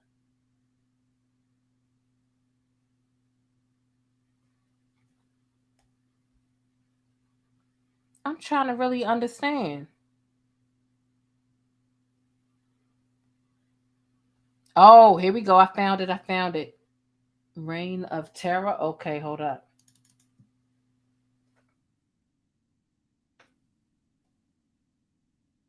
Found her little page. Let's see. We're gonna go through her little page together and see if we can find it. Her little, because I saw it in real time. She might have deleted it, but if she stand firm in what she and what she believe in, we might actually see it. Oh, it seemed like she tweeted a lot. Hold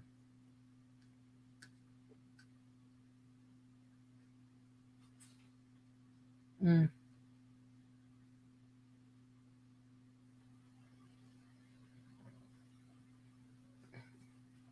Oh, she tweets a lot.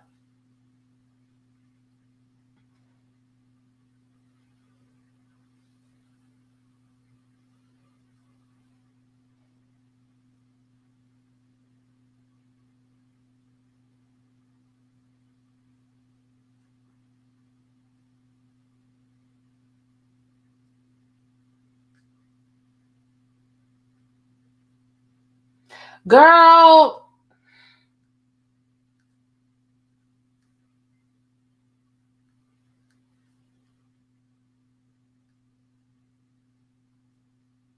At this point, I need to search your tweets because, girl, you won't have me sit here all night, and I'm really trying to find your tweet.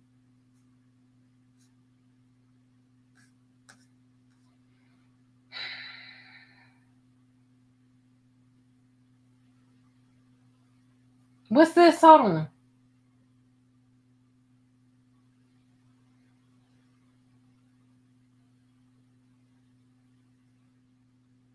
Girl.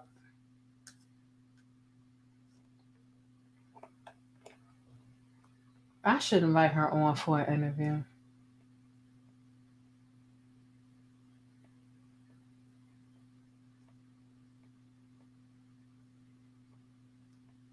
What was the date of this?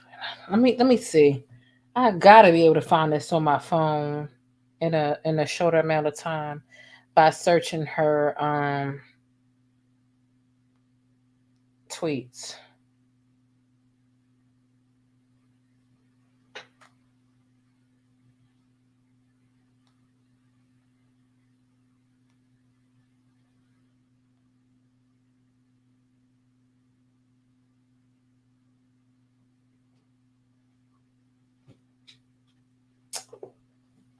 Girl, I found your tweet. Mm-hmm.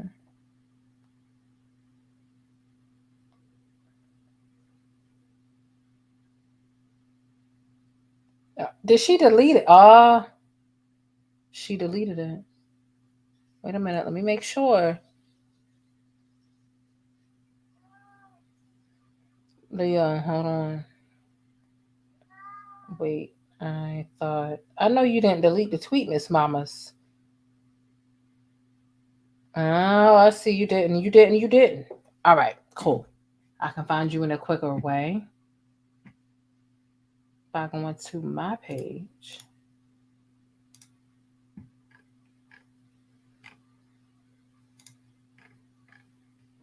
Here's the tweet. All right. Wait, I thought I canceled him. Is it possible? Cancel culture isn't a real thing, she says. You know what? Honestly, I feel like there's a thin line between cancel culture, its existence, and it not being a thing, right? People like to say cancel culture isn't a real thing, but we see the baby got, buy one get one free tickets, and people who do things that the community, whatever community it may be, whether it be the Black community, Black women, whatever. Right, Leo. We see that when we pull our support as a people, as Black people, as Black women, like people go, not to say bankrupt, but sometimes like socially, they take a blow. They take a blow. And for the fact that this woman, this person, should I say, feels like I thought I canceled him.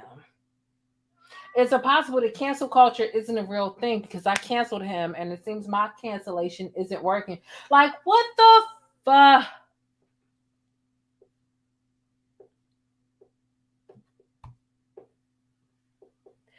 What would make you think that your singular cancellation would really end a Black man?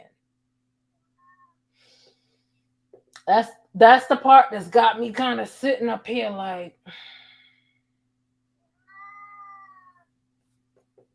you hear the cat? The cat agrees. Right, Leo? Leo.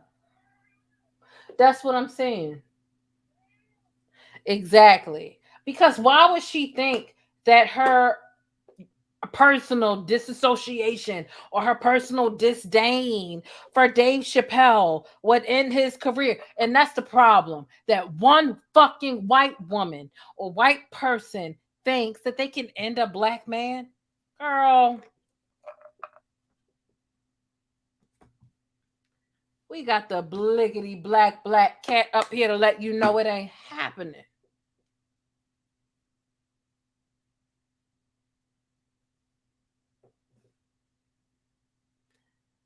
Dave let us know about a friend of his that is no longer with us who had issues, who was a part of the community. He told that story. If you don't like it, oh, fucking well. I hate to tell you that. But you single-handedly thought that you could destroy a black man's career. I guarantee you can't name a white person who she felt like she could destroy their career like that. But she figured, look, I got the privilege. I've got the classification of the flag community. Let me cancel this nigga. I'm going to cancel this nigga. Because I work with Netflix. Girl, go about your motherfucking business. You ain't canceling no damn Dave Chappelle.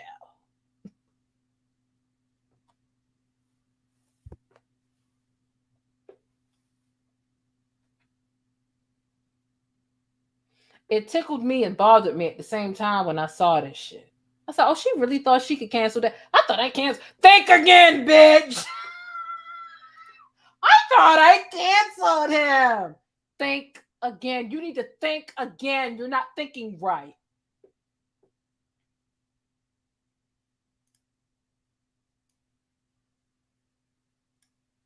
Ma'am.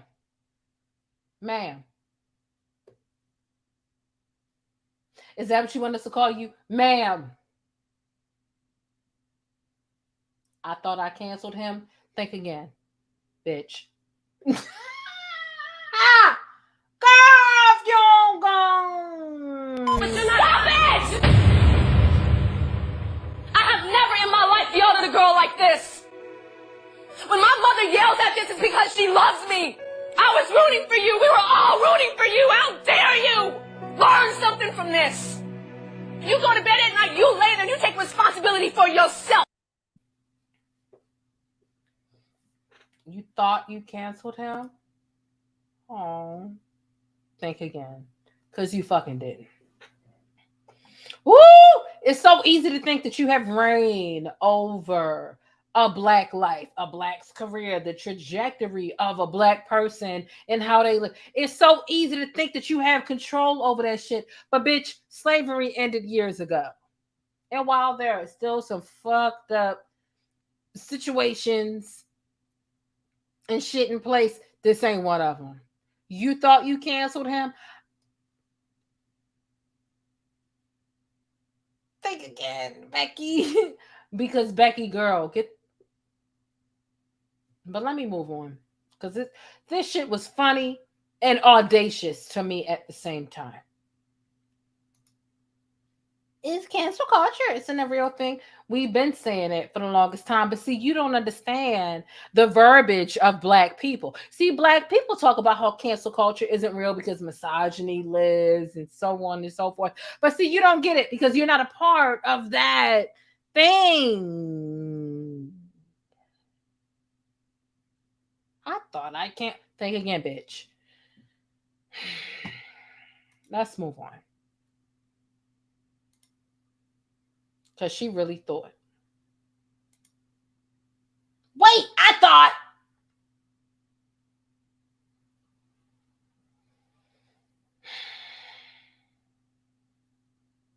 Here's what we're going to do.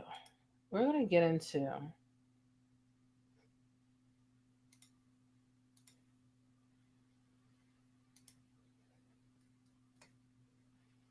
Ma'am.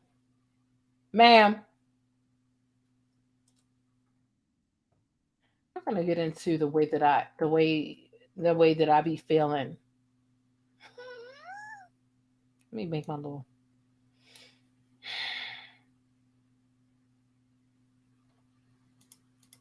So it goes like this. I be having different thoughts and different feelings and things. And people did a really good job of sending me fan mail of my like facial expressions. It's like, oh my God. My thoughts on the last video, not this video, the last one. Ma'am, you thought you canceled a black man? Oh my God. That's what you thought? There were people who sent me fan mail based off of my facial expressions, the most iconic facial expressions from the last video. You think you can really cancel a black man like you by yourself? Like you can just like, you can cancel his whole comedic career based off of how you feel, bitch. You think you could?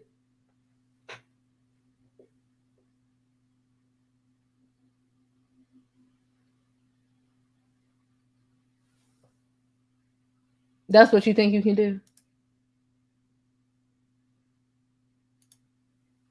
I'm just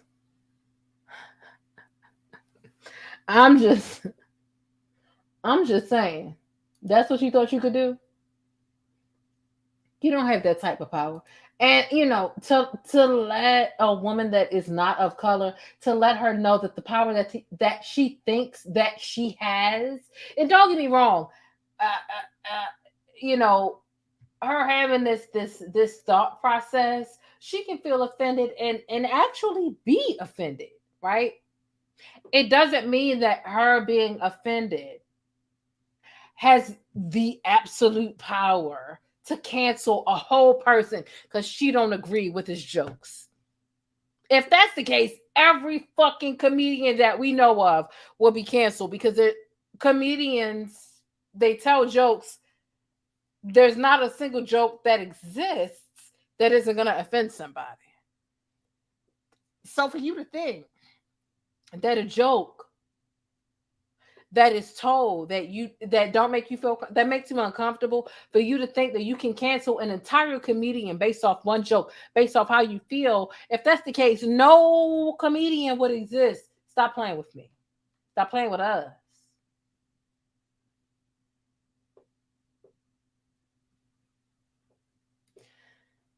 Ma'am.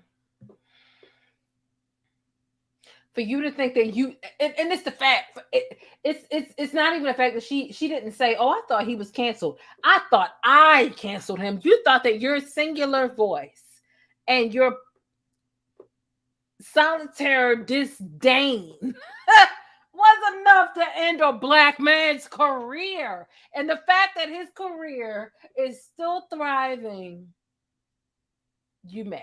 I thought I canceled him. Cancel culture don't exist. No, it fucking doesn't.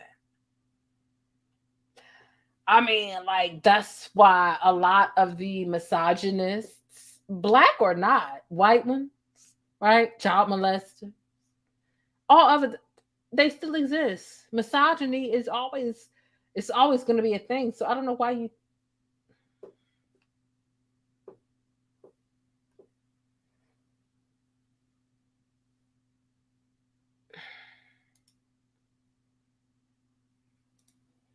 Baby, the people sent me pictures of my faces and I didn't even know. I was so like taken aback by what Jared's sister had to say. I mean, like, I was completely taken aback. Okay.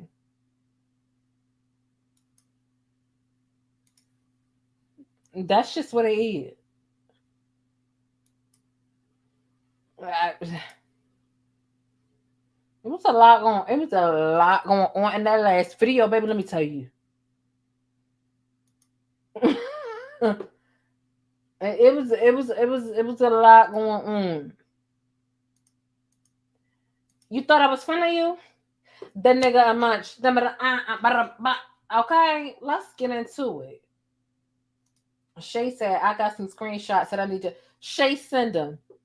I was accepting all these were the top 5 out of the fan mail that I got. If you got more fan mail from this video or even another video, or even videos moving forward, because I know I do be having some priceless reactions because I don't hold back. If it's something that I'm not saying out of my mouth, my facial expression is definitely saying it. My facial expressions definitely be saying a lot of things.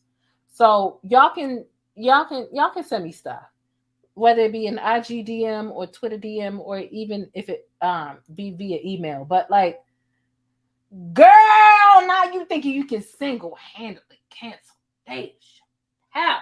And honestly, the story that Dave Chappelle told about his friend who was a part of the LGBT community and the struggles that that friend faced, like, honestly, he was speaking about the community in a way that they would have never known, and the acceptance that should exist around the world for people who aren't a part of the LGBT community. He was speaking about how his friend was ostracized, his friend who was a part of the LGBT community. And I think that that's a very necessary topic. But see, people don't want to talk about that. But whatever. That's a whole nother conversation. And I need to move on into other things. Not that that stuff is not important, but it's just like you can repeat stuff on and on and on until you blue in the face. But when people are determined to say you're being offensive when you're really not, right?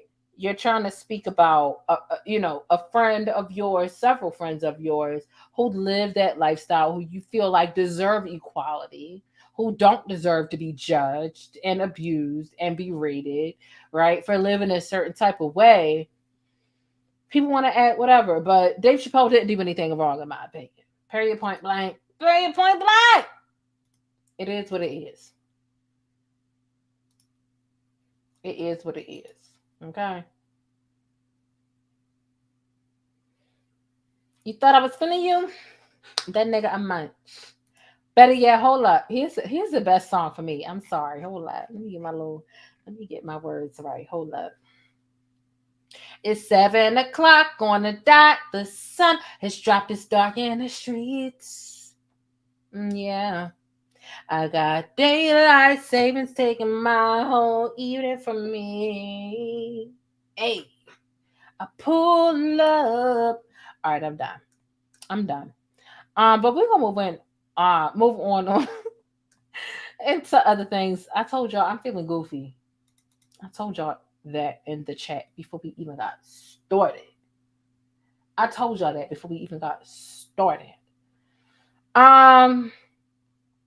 I do want to get into, okay, we spoke about Dave Chappelle, a single white lady thinking that she could just cancel Dave Chappelle. Not happening. But I do want to move into, y'all know Takeoff's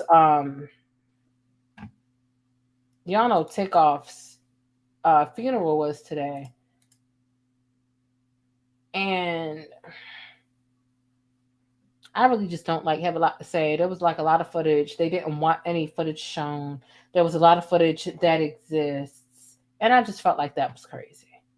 And uncalled for. Very uncalled for. So I'm going to just move on, right? But we can hope that there's something to be learned from that. And I want to talk about something that I ran across online from the mother of Young Dolph's children. Young Dolph was 36 years old. I believe it was November 17th. So it's almost been just about a year that Young Dolph has been gone. Really unfortunate. But there is this post that I want us to listen to, and I want to know what you think about it. Let's take a listen. On here because today is a week from the anniversary of me losing Adolph, and this almost year has been the most challenging year I've ever had to face in my life. And it's the closer I get to this year mark, man, I just be so it's trying to be positive about something so messed up. It comes to a breaking point to where it's it's really just unfair, man. It's anybody know as a parent, mothers get that end of the stick to where kids challenge mothers. And when you have that parent to add value to the household, you got that father's voice to just cut shit out. And And for a while, I've been noticing like not having that voice in my household, how my kids challenge me, and I'll try to overcome it. I'll try to push through. You know, I focus really, really a lot on just being a great parent. But the thing is with my children, the things that they experiencing is because like they're going through hurt and they feeling like something. And it's just like, I noticed that what they're going through emotionally is just unfair. They don't deserve it. We didn't deserve it. And it's like it's getting thicker and heavier the closer we get it, man. And I just get mad. I get so freaking mad. Like, I get so freaking mad, dog. Like, why do we have to go through this? Why is this something that my family has to endure? Why is it something that my kids have to endure? Because somebody felt that it'd be better to just take somebody's life, dog. And then you get down to it, the reasoning behind it, whatever. It's never good enough. It's never good enough. And here I'm left. The kids are left. The mother is left. The sisters and brothers are left to deal with the aftermath of everything. And that shit is not fair. And it's like me advocating for Black men deserve to grow old. Me saying this, it's like the more I say it, I be asking myself, like, is this shit gonna ever change? Like, is this just really the way of the world? And I be feeling so fucked up, dog. I be feeling so messed up. And it's just hard. It's hard to do what I do. It's hard to wake up and just to be a mom, to be this person, this voice, this woman. It's just so hard. So hard. Yo, I had to come on here because today is a week from the anniversary of me losing Adolf. And this almost year has been the most challenging year I've ever had to face in my life. And it's like the closer I get to this year mark, man, I just be so like, it's like trying to be positive about something so messed up. It comes to a breaking point to where it's like, it's really just unfair, man. It's like, anybody know as a parent, like mothers get that end of the stick to where kids challenge mothers. And when you have that parent to add value to the household, you got that father's voice to just cut shit out. And for a while, I've been noticing like not having that voice in my household, how my kids challenge me, and I'll try to overcome it. I'll try to push through. You know, I focus really, really a lot on just being a great parent. But the thing is with my children, the things that they experiencing is because like they're going through hurt and they feeling like something. And it's just like, I noticed that what they're going through emotionally is just unfair. They don't deserve it. We didn't deserve it. And it's like it's getting thicker and heavier the closer we get it, man. And I just get mad. I get so freaking mad. Like, I get so freaking mad, dog. Like, why do we have to go through this? Why is this something that my family has to endure? So this is a really unfortunate situation. And truthfully, her being open and honest about her situation, like I said, if you aren't sure who this woman is, this is the mother of young Dolph's children. Again, he was gunned down in his local neighborhood where he grew up. This is the mother of young Dolph's children. She's the founder of an organization called Black Men Deserve to Grow Old.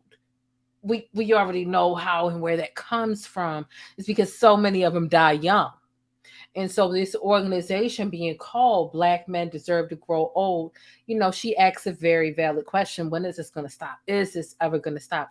Y'all don't understand the different,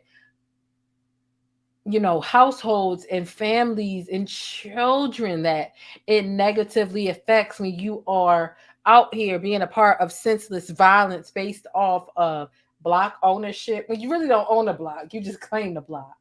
It'd be different, but Y'all don't even own that block. Y'all just, it's gangs and y'all own just my block. Or this person came on my block. Think about all the niggas in the street saying, oh, this my block, or and you don't own shit. You're paying rent on the block. Y'all, and it's just sad, and it's just negative stuff. It really, really sucks. And it's almost a year. Like I said, I believe it's November 17th that'll make a year that young Dolph died while he was literally in a cookie shop trying to support a black-owned business in the city that he came from, and he was killed. Right? You got young Dolph and XXXTentacion, and you've got what is it? Young Von.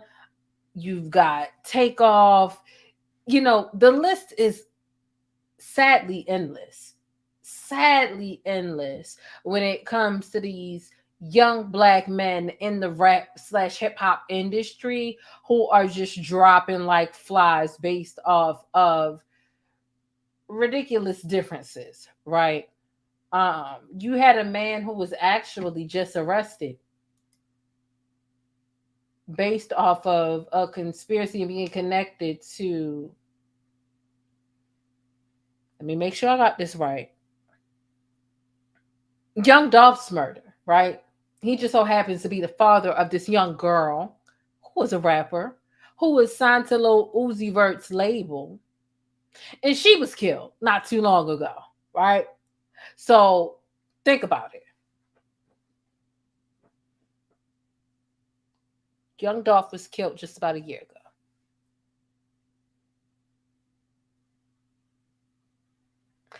And one of the men who was just taken into custody for being connected to young Dolph's murder, his daughter was a rapper who was murdered a few months ago.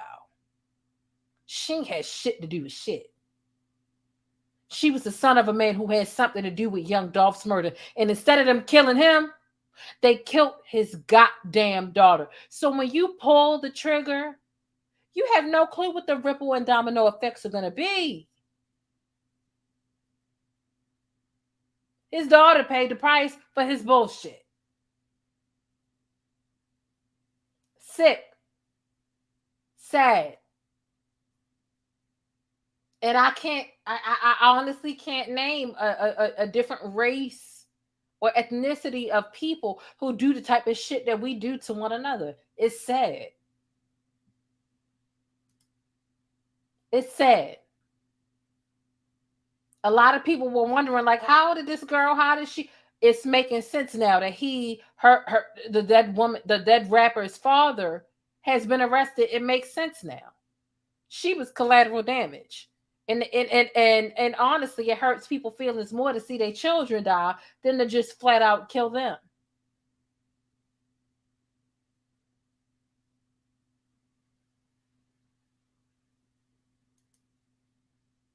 So here's what young Dolph, the mother of his children, had to say. They say, to whom much is given, much is required. And what is required of me right now in my life is way too much. It's hard. It's unfair. It is permanent. It's a permanent nagging headache. It's a fucked up position to be in. And if I could have had it my way, I wouldn't be here dealing with the ins and outs and loss at this magnitude. It's fucked up that someone felt they had the right to take a man's life when they have no ability to create life. It's fucked up that my daughter, and especially my son, is heavily grieving not having a father anymore.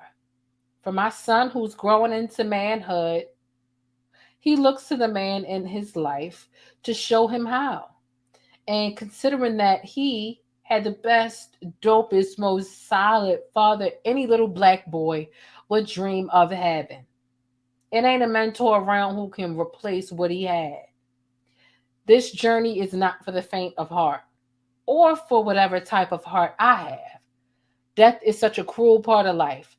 I ask that you continue to keep us in prayer.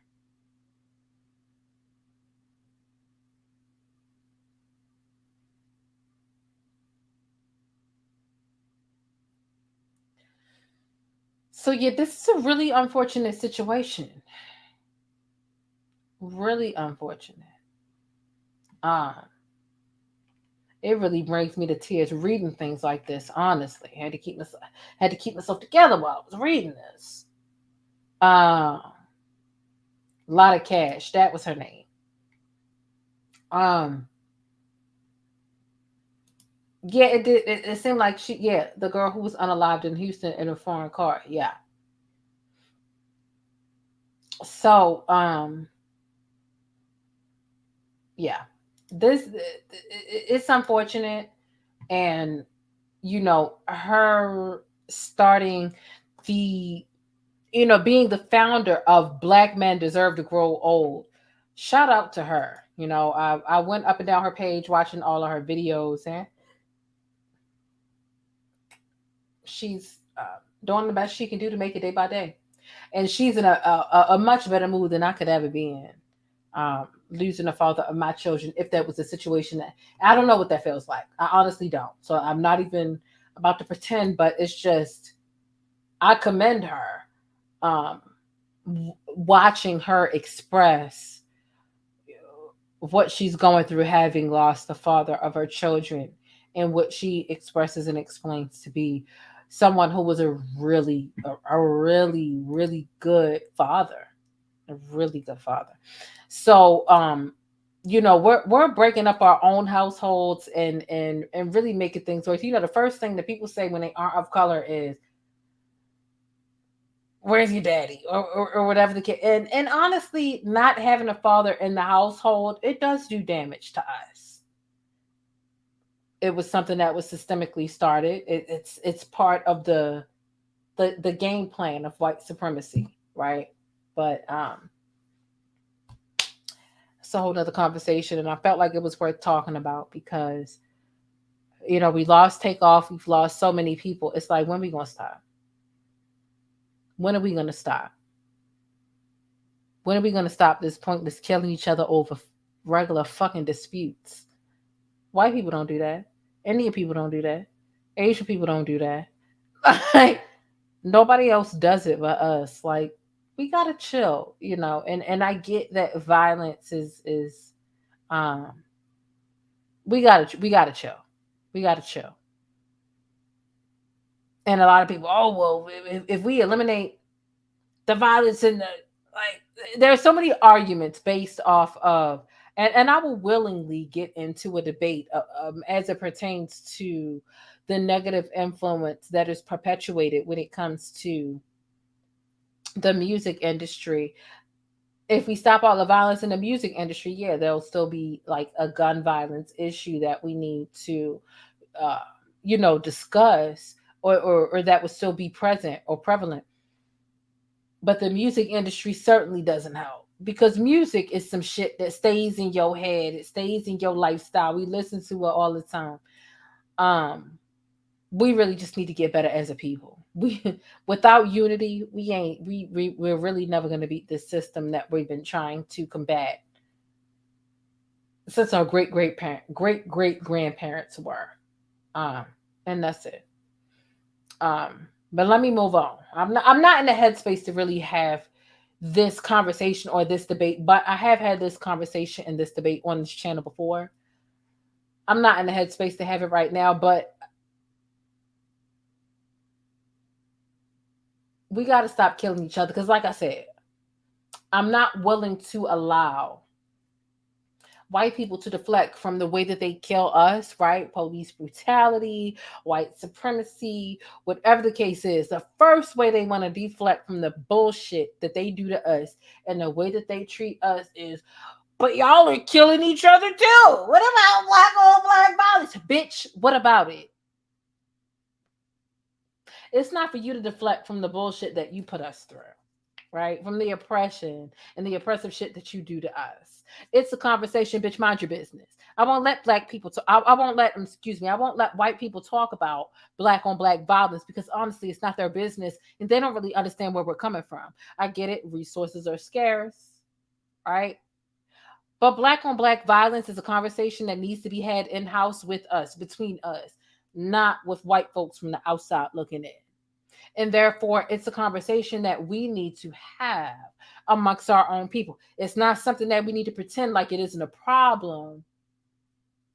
Right. I've got honestly, one of my favorite content creators on this platform says shit like, literally has said it in the last 2 weeks. Black on black violence, having that conversation is anti-black.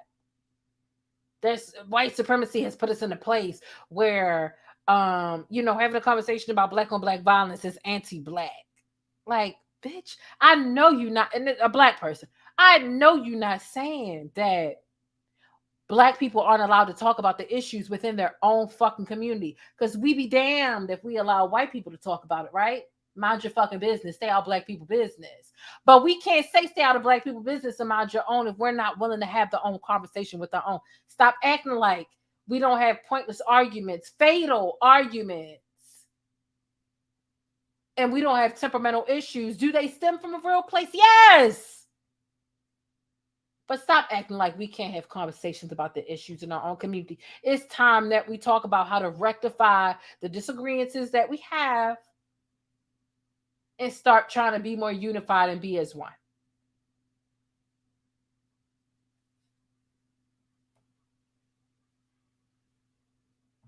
I'll probably name this person in an upcoming video, but I just don't, because I literally, and I pay to be on this person's Patreon too.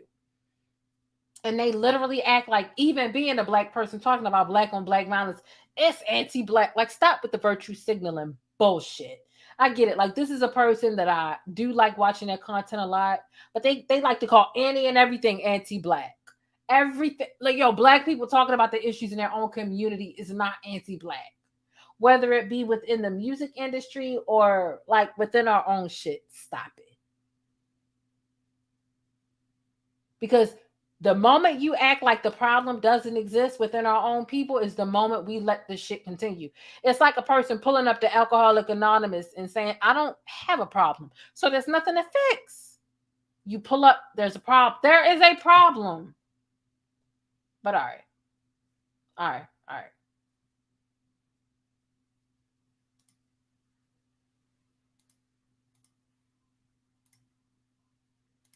We don't want white people to talk about it, but we not going to talk about it our own fucking selves.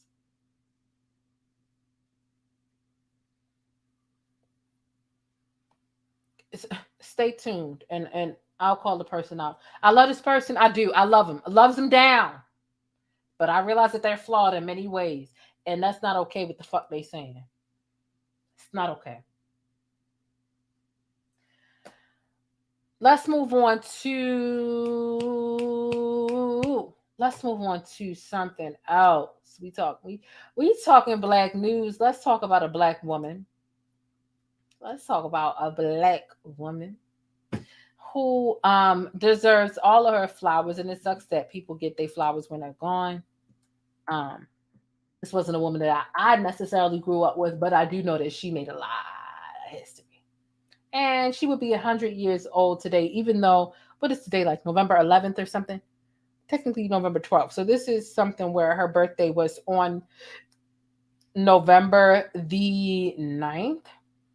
So I'm going to bring her up, and hopefully y'all know who she is. Beautiful woman. Beautiful woman. Like I said, the Black News Bus is about Black excellence and Black history. This is Dorothy Dandridge, right? 100 years ago today. Although her birthday is on November 9th, it's technically the 12th. She was a successful film and theater actress, singer, dancer, and the first Black actor to be nominated for an Academy Award for Best Actress. Shout out to her.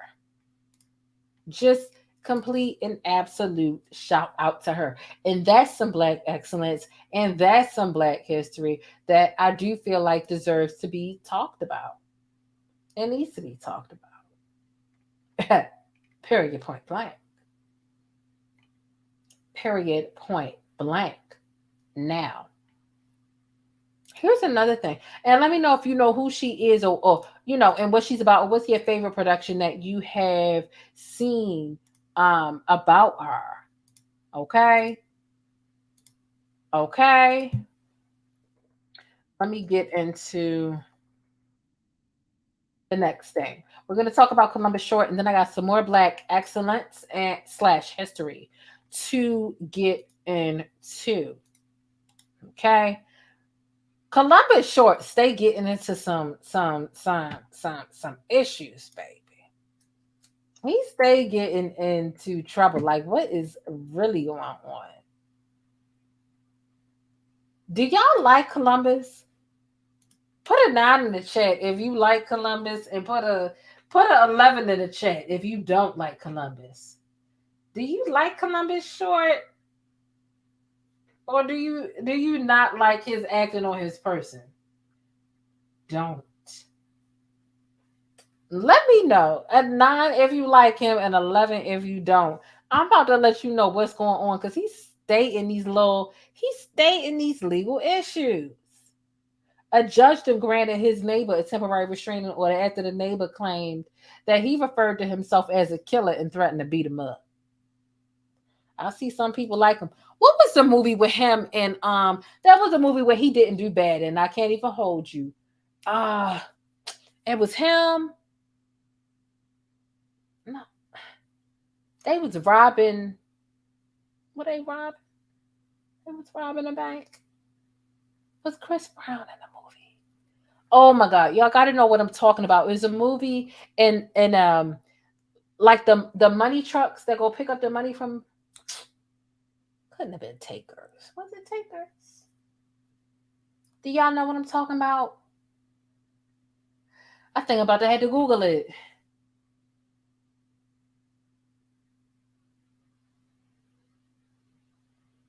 Stomp the Yard. No, that wasn't it. It was a movie about money trucks and stuff.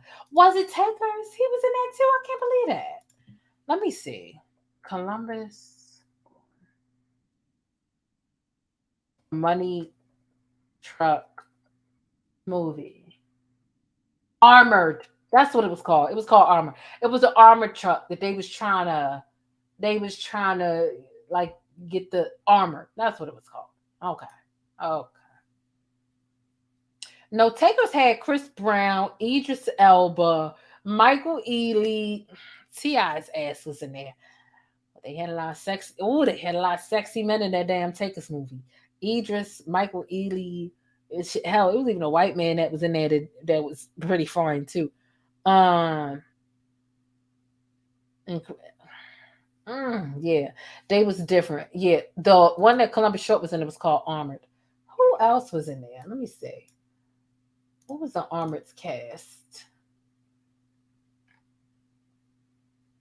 A newbie guard for an armored truck company is coerced by his veteran co-workers to steal a truck containing $42 million. But a wrinkle in their supposedly foolproof plan divides the group, leading to a potentially deadly resolution. No, who would Lawrence Fishburne, Matt Dillon, whatever. I remember that. I don't really remember that much about Columbus, but nonetheless, he be having these little issues. Okay, so here's what's going on with Columbus Short. Okay, his neighbor says, according to the legal documents, he referred to himself as a killer while he was threatening to beat him up. Right, he was threatening to beat up his neighbor, and his child, the neighbor's child, was with him at the time. We don't know. It's not clear what sparked the allegation. The neighbor actually claims that Columbus Short actually grabbed his wrists and tried to follow him inside of his home, and a similar altercation went down 2 days prior to that. That was enough for the judge to actually grant a temporary restraining order, barring Columbus Short from coming within 15 yards of the neighbor, his spouse, and his daughter. Okay.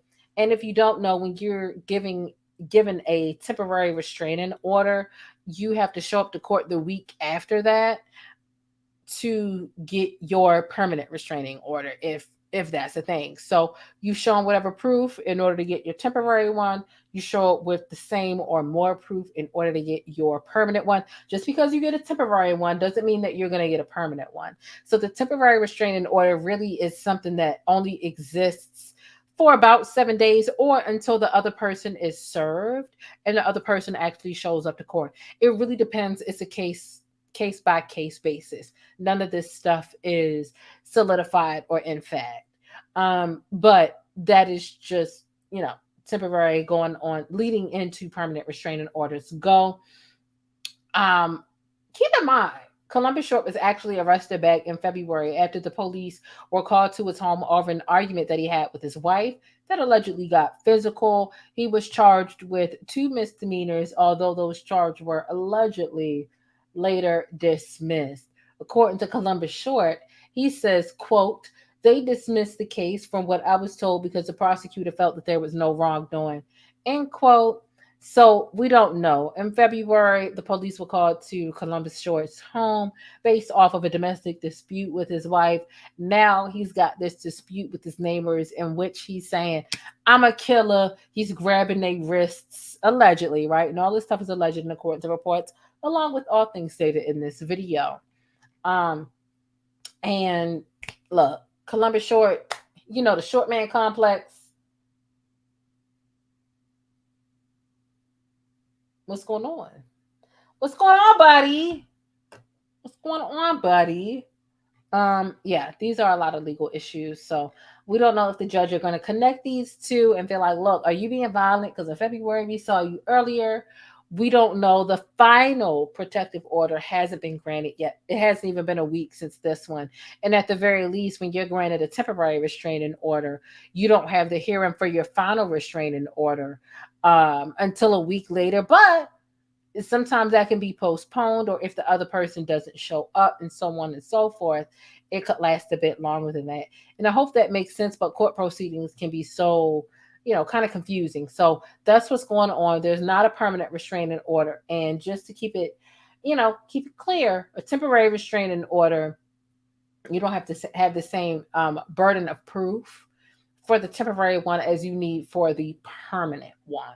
So we'll see if Columbus Short will show up for the final hearing. We'll see. I know sometimes Dennis Byron shows up for some of TMZ's like court orders in order to get whatever. I know Dennis Byron was the one who got the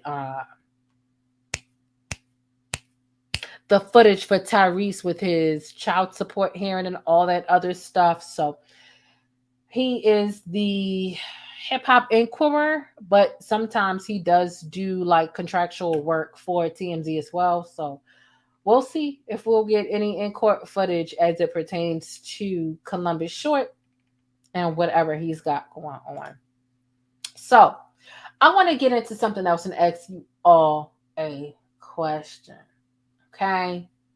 I want to ask you all a question about Black Santa and White Santa. Black Santa and White Santa, they be different things sometimes, and I want to know if you take offense.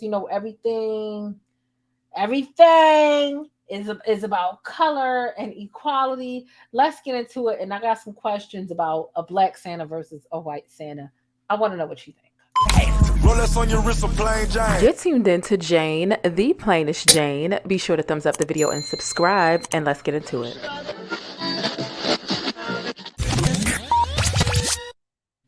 All right, so we got this difference right here when we talk about these Santas, okay? Let me zoom in a little bit closer for you, okay? We got a white Santa and we got a Black Santa. We got white names and we got Black names. We can see on the white Santa, we've got things like Paul and Mary and Patrick and Mindy.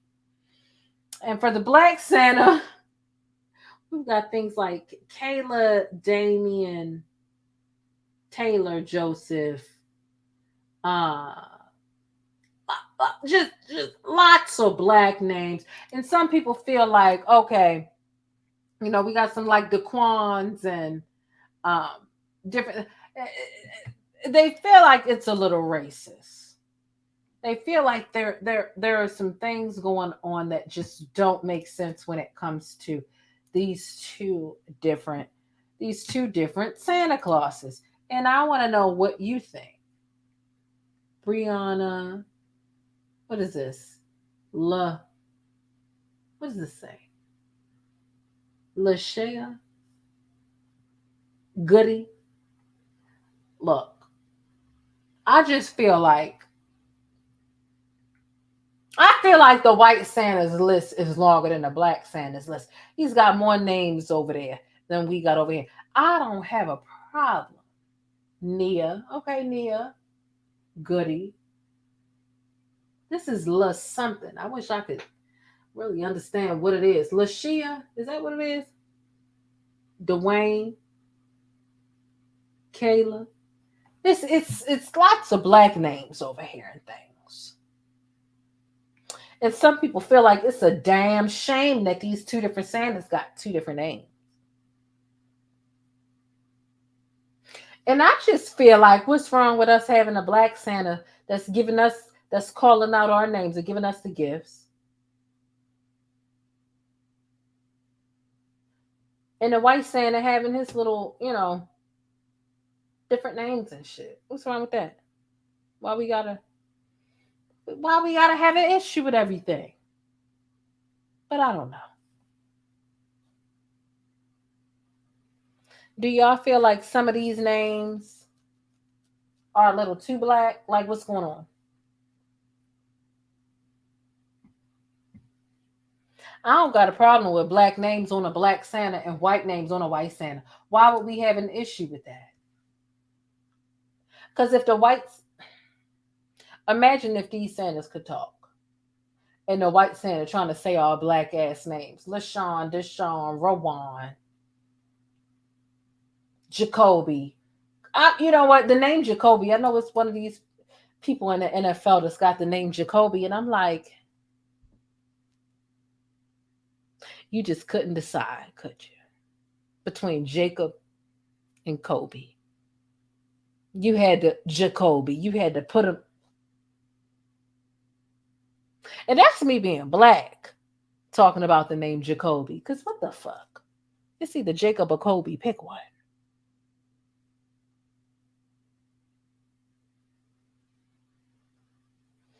So imagine the white Santa trying to get jiggy with our name. No, let black Santa and his silky ass black beard, because this black Santa look lit and legit.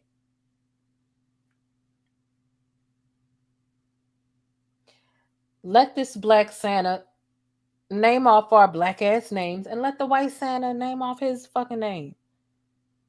It's the problem. You know?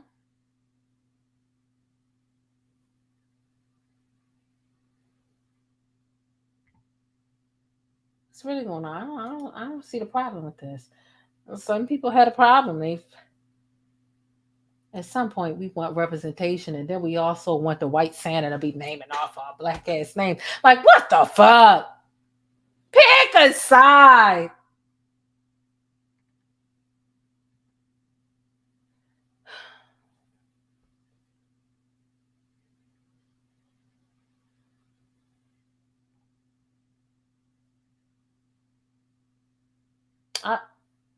I know I'm not tripping, but if I am, let me know.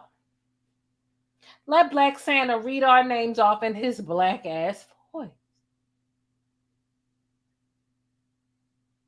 We won white Santa.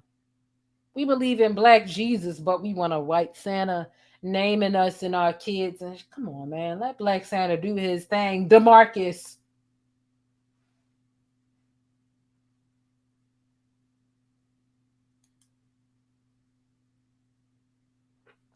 Man.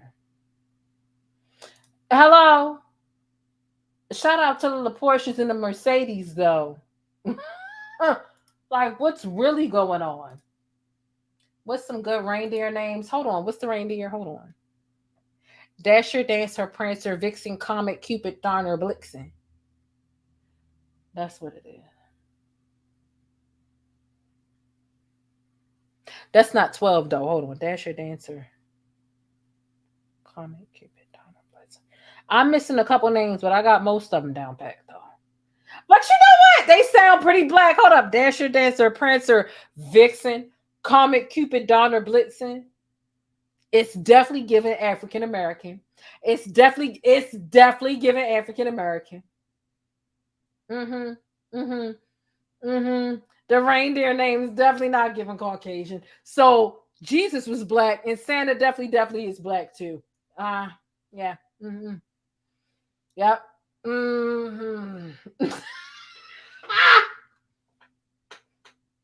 Tell me I'm lying. Little white kids named Penelope and shit. We don't got no reindeers named Penelope, right? Ain't no white people naming their kids Vixen, nor Dasher, nor Prince.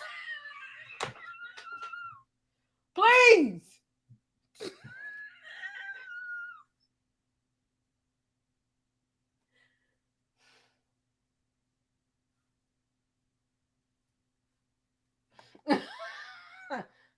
Look, I don't have a problem with Black Santa talking to us the way we need to be talking to. Santa, can I get the PlayStation 5? Did you have PlayStation 5 behavior? And Santa and the kid get to looking at one another like, you got all these all year long. Take this motherfucking Candyland game and go and get the hell out of my face. All right, Santa. The kid's going to accept it, you know? Is white Santa going to keep it real with us about whatever? Or is it going to seem racist when they don't give us what we want? No. Give us Black Santa. Let Black Santa call out our names. Let's separate it. Fuck it. Segregation. Let's do it. Let the white Santa cater to the white kids. Let the Black Santa cater to black kids. And that's just what it is. You want a what? A Teflar. Telfar? You want a what? Did you have Telfar behavior? Well, all right then. Take this coach back and get the hell on up out my face. And that's how Black Santa going to talk to us. And we're not going to accept that type of talk from no goddamn white Santa. We just not, right? We get our own type of fucking sense of humor.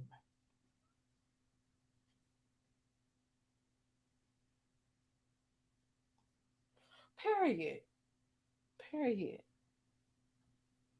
That's what I'm saying.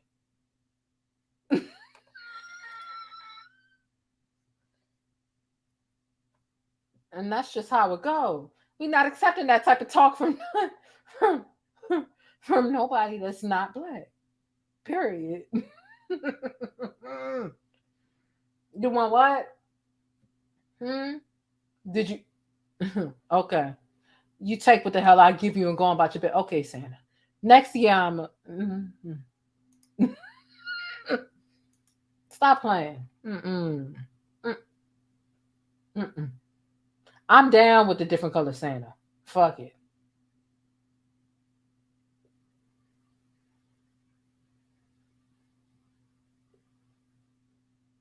Keep it a buck.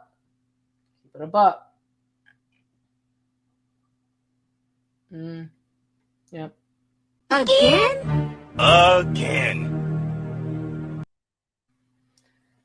That's just my thought, though. Let me know how y'all think down below. It's fine with me because I don't want white Santa talking to me any old type of way. I want Black Santa to get me together. Did I not act good enough? Talk to me, and I'm gonna be better next year. And I'll see you next year.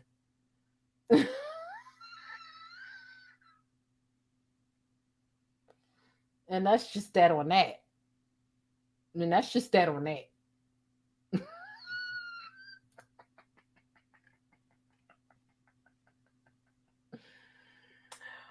Woo! Okay. So I do have another story that I want to tell y'all about outside of Santa. See, it's hard to get off Santa for me because Santa, I remember taking my little letter to the mall and putting it in a little Santa mailbox at the mall. And it just always felt like my voice was being heard when I put my letter in the mailbox for Santa. You know, when you go to the mall and you see the whole letters to the North Pole, yeah, I'm putting my shit in there. And I'm hoping that Black Santa answer my prayers and not white Santa. It's personal for me. I get it. It's a pagan holiday, is it? Yeah, but it's for the kids. And so we already started Christmas shopping. I started Christmas shopping for my niece already, and she's 2 going on 3. And she got these like little teeny purses. And her parents started this Amazon wish list where they want everybody to get different color like purses or whatever. And the purse is literally this big, so she can walk around with her little. So we got her the pink one. The other family members are gonna get her the black one. Another was gonna get her the purple one. Christmas is for the kids. That's what it's really for. But at the same time, like, count me in. Count me in. We already we ordered the pink purse off of the Amazon. It was only like $20, you know, but it's for the kids. Hold on, what they say? Well, it's best if Santa just going back to the North Pole. Yeah, after he get the kids what they need, you know. Somebody said, how many white kids going to the Black Santa? I don't know, depending on what you want or what you prefer. You know what I'm saying? I'm just saying what's best for us and us black people. I can't tell you what's best for the white kids. The white kids do it on their own.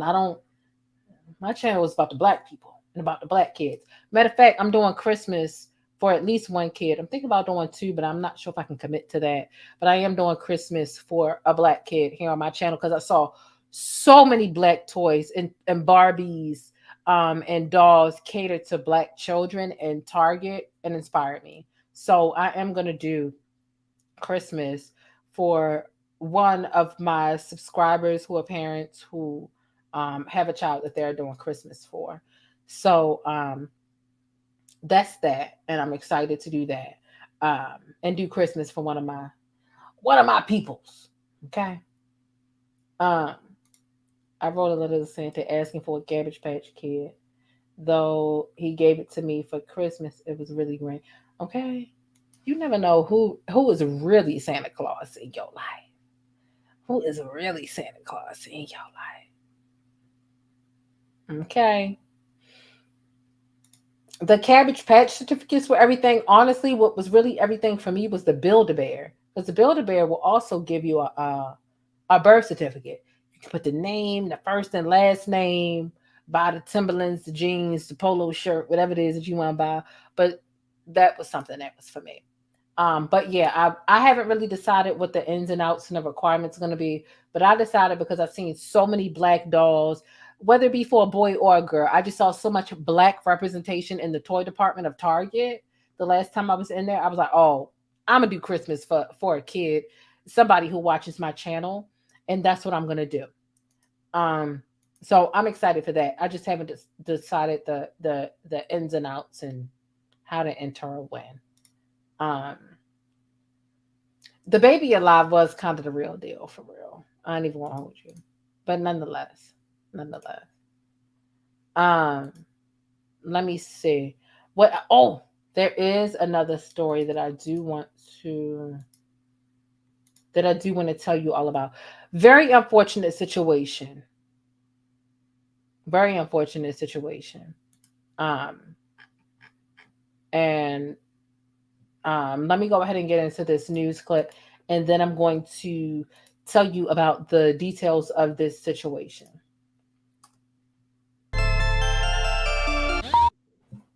Because a little black woman walking and spraying stuff on the sidewalks and trees on Elizabeth and Florence. I don't know what the hell she's doing. It scares me, though. It was a call to police about suspicious activity on this quiet block in Caldwell on October 22nd, made by a neighbor who says he saw what he believed was a young woman spraying an unknown substance on trees. That little black woman, as he described, was the 9-year-old daughter of Monique Joseph, who was on the sidewalk killing lanternflies with a homemade solution, a practice she had been doing all summer. She wanted to feel like she was doing something, and it was the one thing that she could feel powerful doing, you know, and she's saving a tree. We love trees. But it's not how neighbor Gordon Lawshe saw it, which led to a police call and a response. Joseph was there when the responding police officer approached her daughter. I was shaking inside, and I was steadying myself, because I didn't want him to feel my anger and then I get myself in trouble. The officer, she said, was able to resolve the situation quickly, but what remained with her was the anger that a call to police was made in the first place. You know, Bobby is not a woman. She is 9 years old. All I could think is, what was his intentions? What did he expect to happen on the other side of that? Was he okay as her neighbor with her being approached by the police? Racism, intentional or not, is still racism. Joseph would later recount the incident at a Caldwell City Council meeting last week in a fiery speech made to town officials, where she received an apology from the mayor. And I'm so sorry that your daughter experienced that. The neighbor who called police, Gordon Lawshe, did not want to speak to us on camera, referring us to his attorney. The homeowner later called police on us.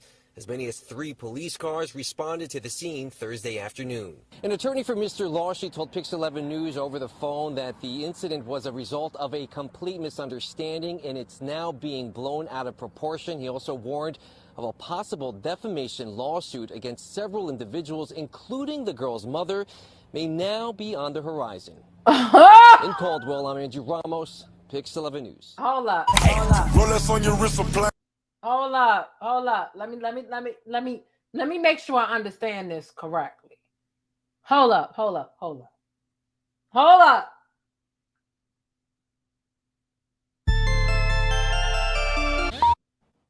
Because a little black woman walking and spraying. First of all, a black woman spraying a 9-year-old child. You're not telling me you don't know the difference. I could see if she was 15. A woman, right? A woman. You're scared for your life because a 9-year-old woman is spraying a tree in her fucking lawn. And then the way walking and spraying stuff on the sidewalks and trees on Elizabeth and Florence. I don't know what the hell she's doing. It scares me though. It was a call to police about suspicious activity on this quiet block in Caldwell on October 22nd. Made by a neighbor who says he saw what he believed was a young woman spraying an unknown substance on trees.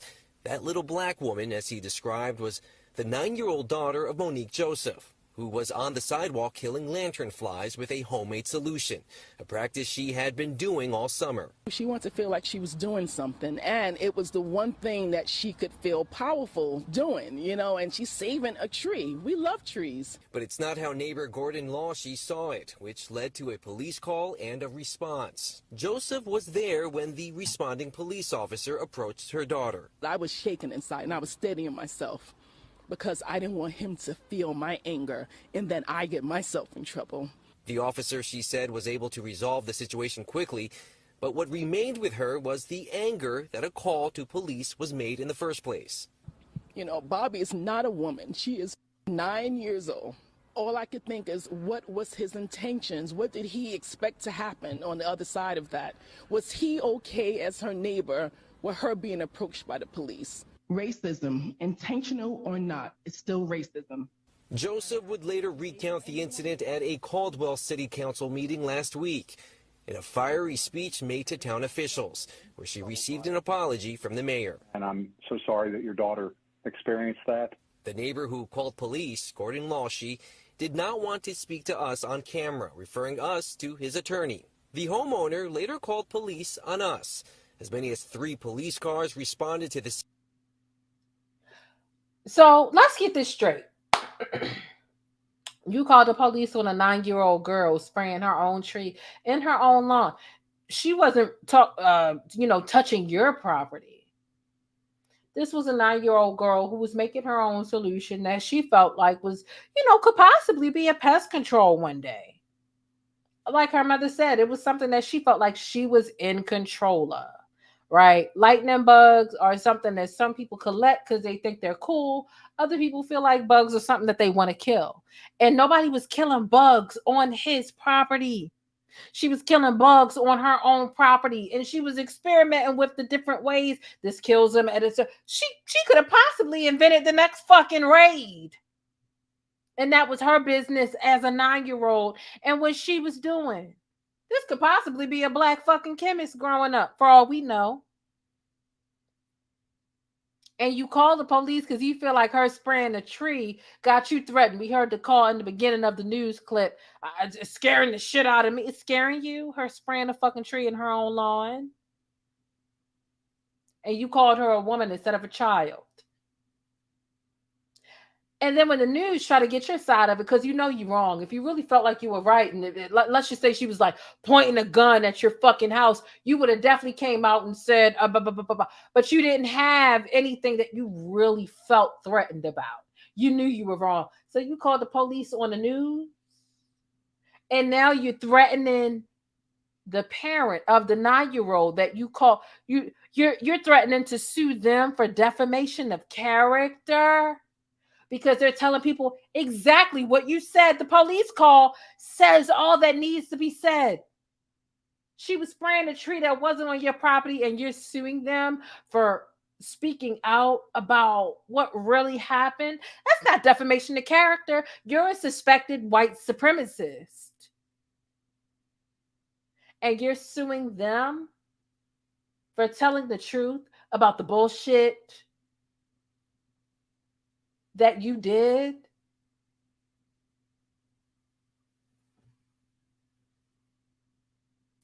Thursday afternoon. An attorney for Mr. Lawshe told Pix 11 News over the phone that the incident was a result of a complete misunderstanding and it's now being blown out of proportion. He also warned of a possible defamation lawsuit against several individuals, including the girl's mother, may now be on the horizon.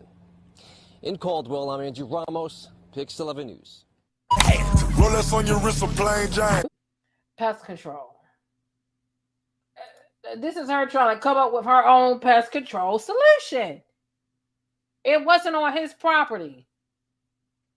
So someone says, why was a tree being sprayed? Hey, she's coming up with her own way to kill bugs. Hell, I hate bugs. I would love to have a little 9-year-old next door to me that was experimenting with different ways to kill bugs. Because let me tell you, matter of fact, let me tell y'all this story real quick. I was leaving work on Thursday.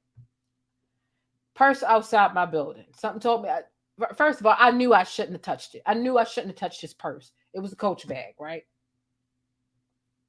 It was a Coach bag. And I saw it when I was on my way back in the building from lunch. And I saw the way the purse was sitting. It was a Coach emblem. I saw this is a Coach purse. Somebody left this whole Coach purse sitting outside. I left work. When I was getting off work, the same purse was sitting there, but it was in a different position. In my mind, I'm like, if I pick up this purse and I go through it and I find an idea or a wallet, I'll try to maybe find this person on Facebook or something and return their purse. Long story short, it was I opened the purse.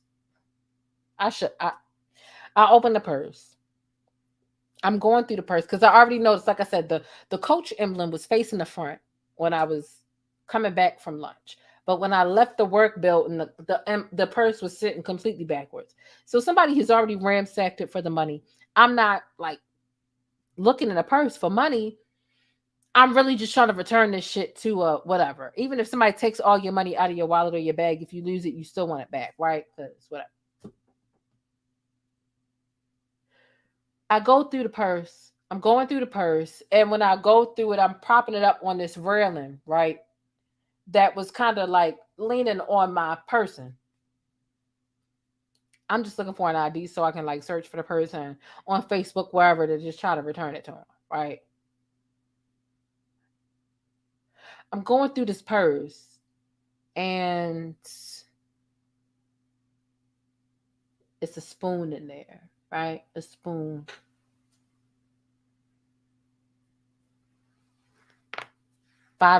Literally 5 sets of tweezers in the bag. Long story short,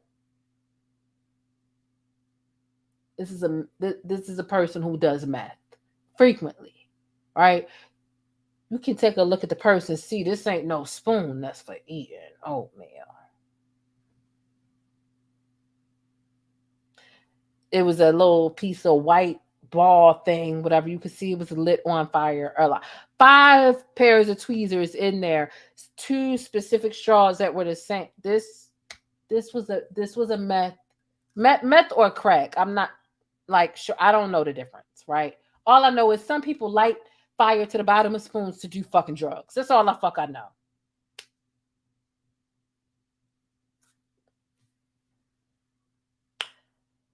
I'm going through this goddamn purse. And I'm like, it's slowly clicking. At first I found the spoon and I'm like, random spoon in the purse. No oatmeal, no applesauce, no nothing. I see the little white stuff on the spoon. I see the lighter. I see the 5 pairs of tweezers in the thing. I'm like, I see the 2 straws. I'm like, Then I see the spider crawling up my jacket because like the purse is on the rail and I'm in my. I said God told me not to, because God really did. Because first of all, I was raised. You see shit like that, fucking leave it there. But I be thinking like sometimes, like if it was my shit, like I was in a relationship with a guy who lost his wallet one time, and somebody picked it up, stole all the money, but mailed the wallet back to him. Like fuck it, I'm gonna take your $500, but I'm gonna mail the thing back to you. Like long story short, sometimes good people, I don't know. Sometimes I be trying to do good Samaritan shit, and sometimes I do. Like somebody needed to jump when I was on lunch one time. And who wants to give somebody a jump while they on lunch? Your lunch is already short enough as it is. But like, long story short, like I was going through this method.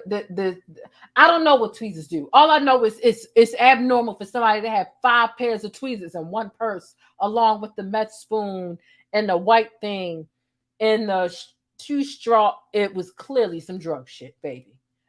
I don't know. I don't know if you use tweezers to do crack meth with. All I do, I drink and I smoke weed. That's all the fuck I do. So I couldn't tell you what the fuck tweezers are used for. I don't know. Okay. But what I'm saying is, if I had a little girl who lived next door to me and I knew she was trying to formulate some type of way to kill certain type of bugs, spiders, ants, centipedes, I don't know, that would be my homie. That would be my friend. I wouldn't be calling the fucking police on her for spraying her own goddamn tree. The man didn't call and say this girl is on my property spraying my tree. She's spraying her own tree. Why is that making you feel threatened? You were hoping that the police showed up and that there would be some sort of gun standoff. You were hoping you could get that girl killed. That's what you were hoping for. And that's fucked up. That's really fucked up. It's sad. It's real sad.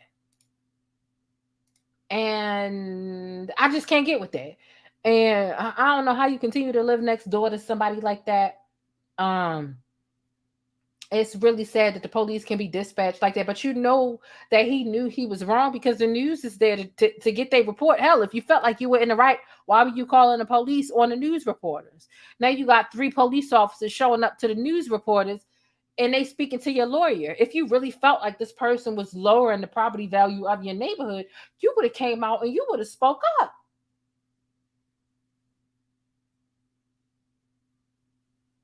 A 9-year-old woman spraying her tree got you feeling threatened. You don't have enough business of yours to mind. You need some pussy. That's the problem. Because if you had somebody you was fucking, a romantic dinner to plan, a date night out that you needed to plan, right? Flowers you needed to buy, something, you wouldn't have had time to fuck with this little 9-year-old girl. Like, what's really going on, Anthony?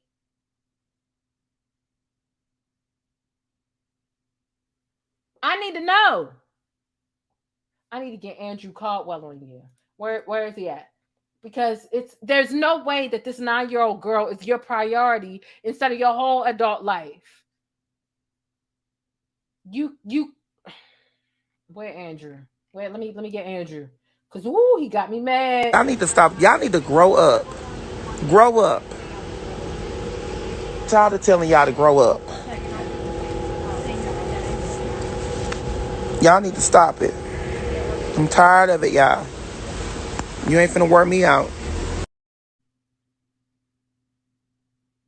There's no way that your life has legitimate substance when you're focused on this little 9-year-old girl who is worried about division, American government, right? These bugs, trying to formulate, right? Hell, she might be good at chemistry and physics and shit. She might be a pro at the periodic table. She know what's killing them. She's studying how fast it kills them. And you out here bothering this little budding chemist instead of focusing on getting some ass. It's a problem. It's a fucking problem. It is. It absolutely is. Thomas needs some ass. He's not getting the ass. And so therefore he's fucking with these little kids. And it's a problem. It's a problem. And that's on period. And so now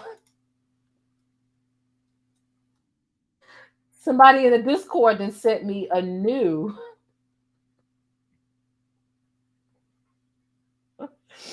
screenshot.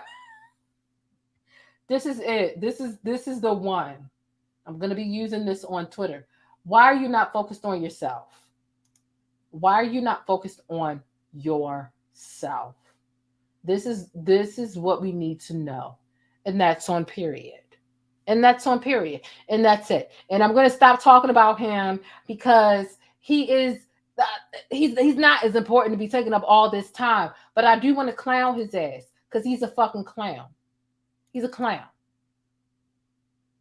And he need to leave this young chemist alone. And I want to know what her formula is so I can use it in my house and outside my house. And as a matter of fact, any of y'all know about the cicadas? I know some people that aren't on the what is it, east side, west, east? Yeah, some people that aren't on the east side don't know what cicadas are. And they come out every 17 years and they scary as fuck. Look, I'm scared of bugs. I have this whole phobia. I ain't gonna hold you. Do y'all know what the cicadas is? Let me see. We done went through numbers one. Put a 7 in the chat if you know what the cicadas are. Put an 8 in the chat if you have no clue what the fuck I'm talking about. They come out once every 17 years. And when they come out, oh my God. Baby, they make you crash. Do y'all know what the cicadas is?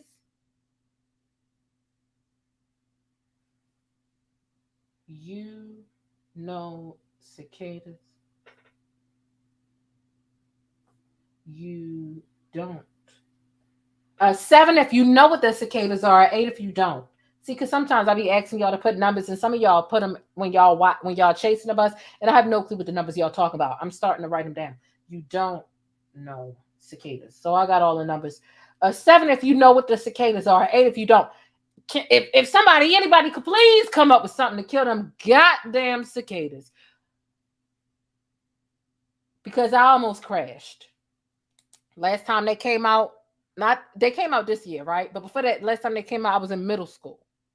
Because they come out every 17 years. Some people call them locusts, but they're enough to make you crash. I'm telling you, they scary. They are scary. Oh my God, they are scary. Woo! If that young girl is practicing with the cicadas, leave her alone. Why would you call the police when somebody coming up with something to kill the damn? Come on. Like, what is wrong with you? I see a lot of people know what the cicadas are. Okay. Yeah. Because it's some 8s. Girl, let me pull it up. If y'all don't know what it is, I'm about to pull it up. Trigger warning. Let me pull it up for those of y'all who don't know. Some of y'all don't know. Okay. Ooh, this is going to be nasty for me for a second. I'm about to itch.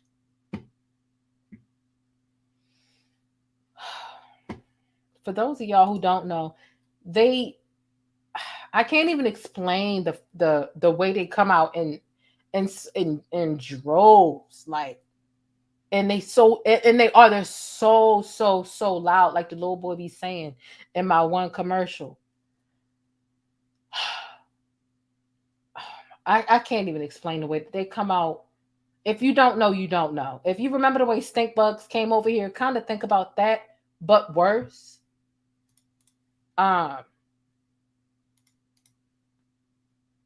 Cicadas are so, oh my God, there'd be so many of them, and they hook onto the trees and the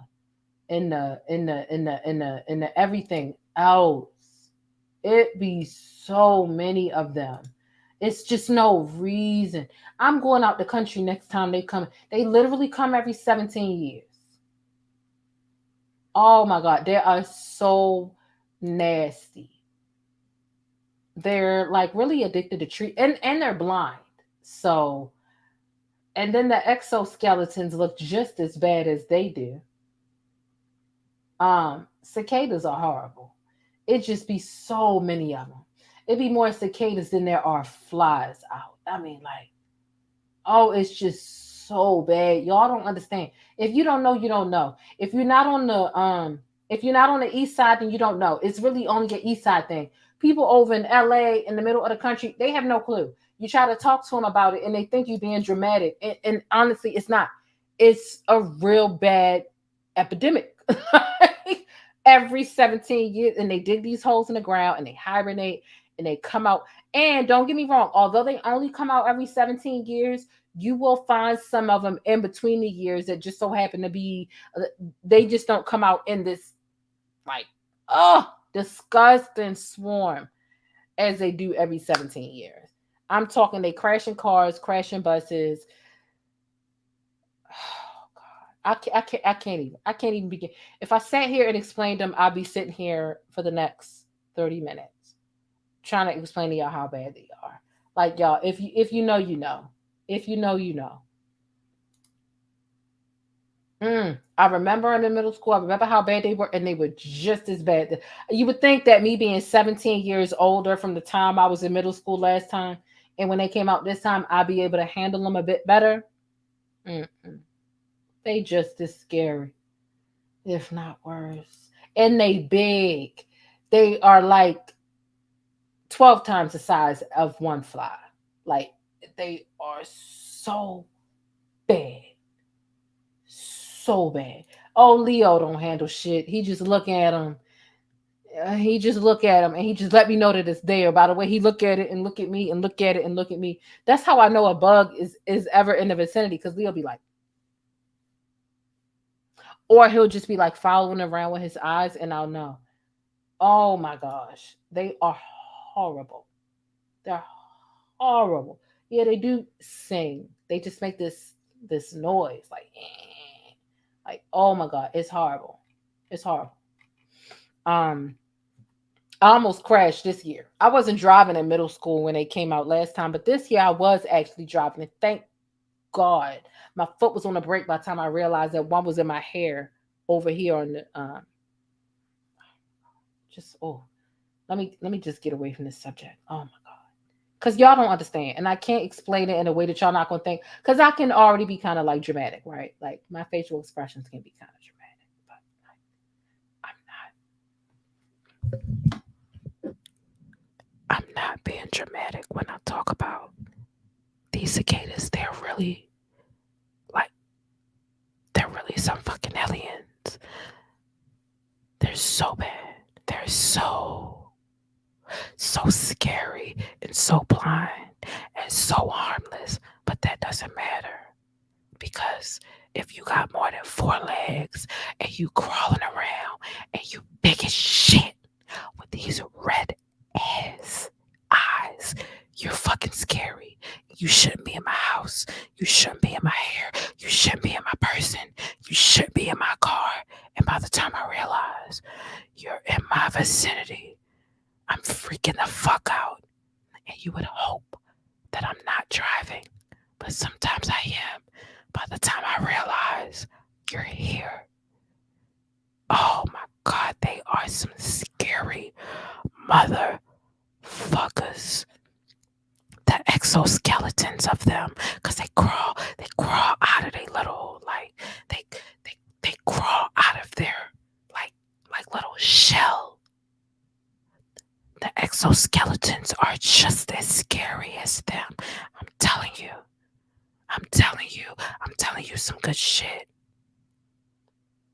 What year is it? What year is it? It's 2022. Let me tell you what year they gonna be back. I'm gonna tell you what year I'm gonna be out the fucking country, because I'm not dealing with that shit. I'm an old lady. I can't afford to break an ankle fucking with these cicadas. In 2039, catch me in France. Catch me in Mexico. Catch me somewhere else, because bitch, I'm not doing it. I'm not fucking doing it.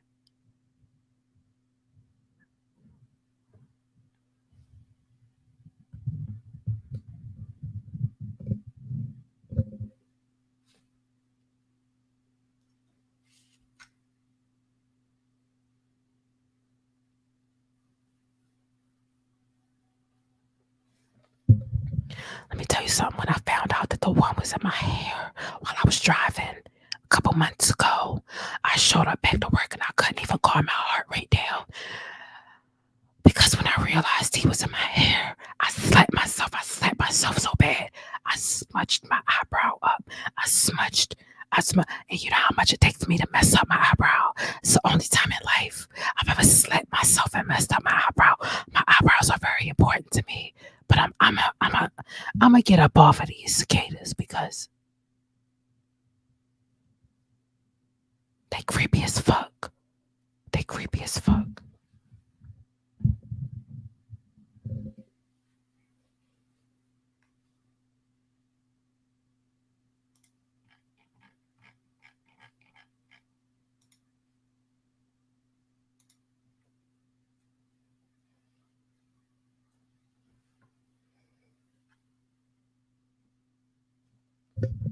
You can think I'm being dramatic all the fuck you want to, but I'm telling you some good shit. They are some scary ass fucking creatures, and I'm telling you that, and I'm telling you that, and I mean that shit.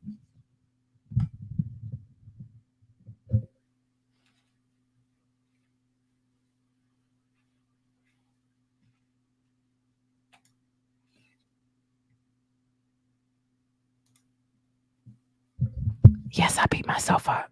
I totally slapped myself in order to get that thing off of me. He was in my car. They so loud. They be like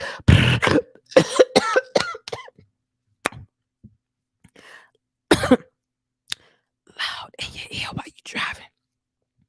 Make you want to slap yourself. It's not okay.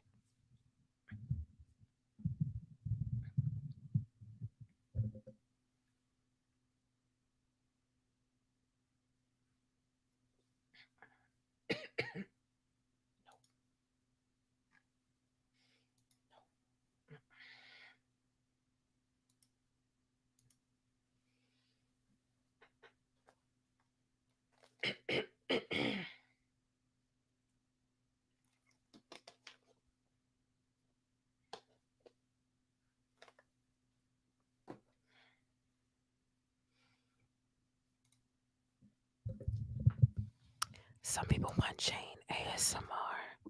I think that's a great idea. We're gonna keep that in mind for the future. But I'm serious. I'm not lying. I'm scared of every bug. I'm scared of spiders, ants, cicadas, like you name it. But the cicadas are the worst. Worse than the stink bugs. You remember they said the stink bugs came from Asia and shit? No. The cicadas are worse. They make noise. They're large. They're big. They got red eyes. Horrible. Horrible. Horrible. I'm telling you. I'm telling you. I'm telling you. I'm not lying. I'm serious. Y'all think I'm being dramatic. I'm not. I'm not. That's why I'm whispering. Okay. Think I'm playing. The neighbors was trying to talk to me. The neighbor usually talk to me when I get out the car. Hey, how you doing? She was trying to talk to me while the cicadas was out. I was like, I'm running in the house. You always running in the house, waving your hands around. Yes, I don't play with these fucking cicadas, ma'am. I don't have time. Why would you think that I have time to talk to you about the living? Why would you think that I have time to talk to you about anything? Why these cicadas is out here? Why? Come on. They be on the back of you and you don't even know. On your purse, on your backpack, on your coat, in your hair. I have a lot of hair. I have a lot of hair. I don't have time to play with these.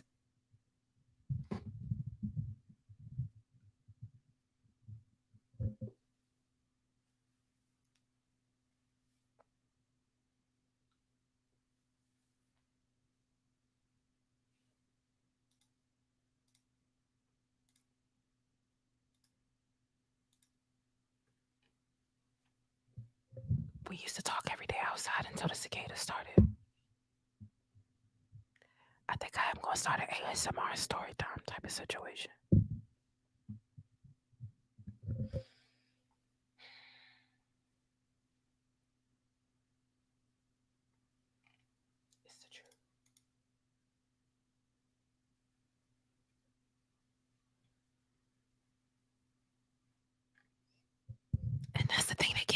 when you see like a dog and somebody be like, oh, it don't bite, or animal, and it be like, oh, it don't bite.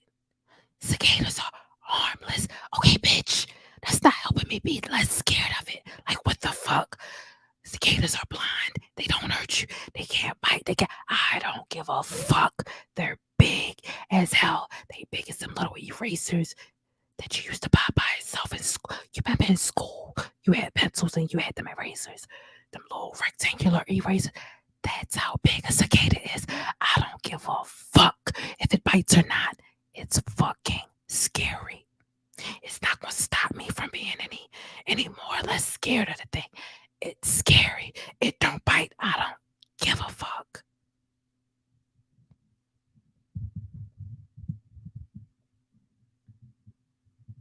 People be like, oh, my dog don't bite. I don't give a fuck. I'm still scared.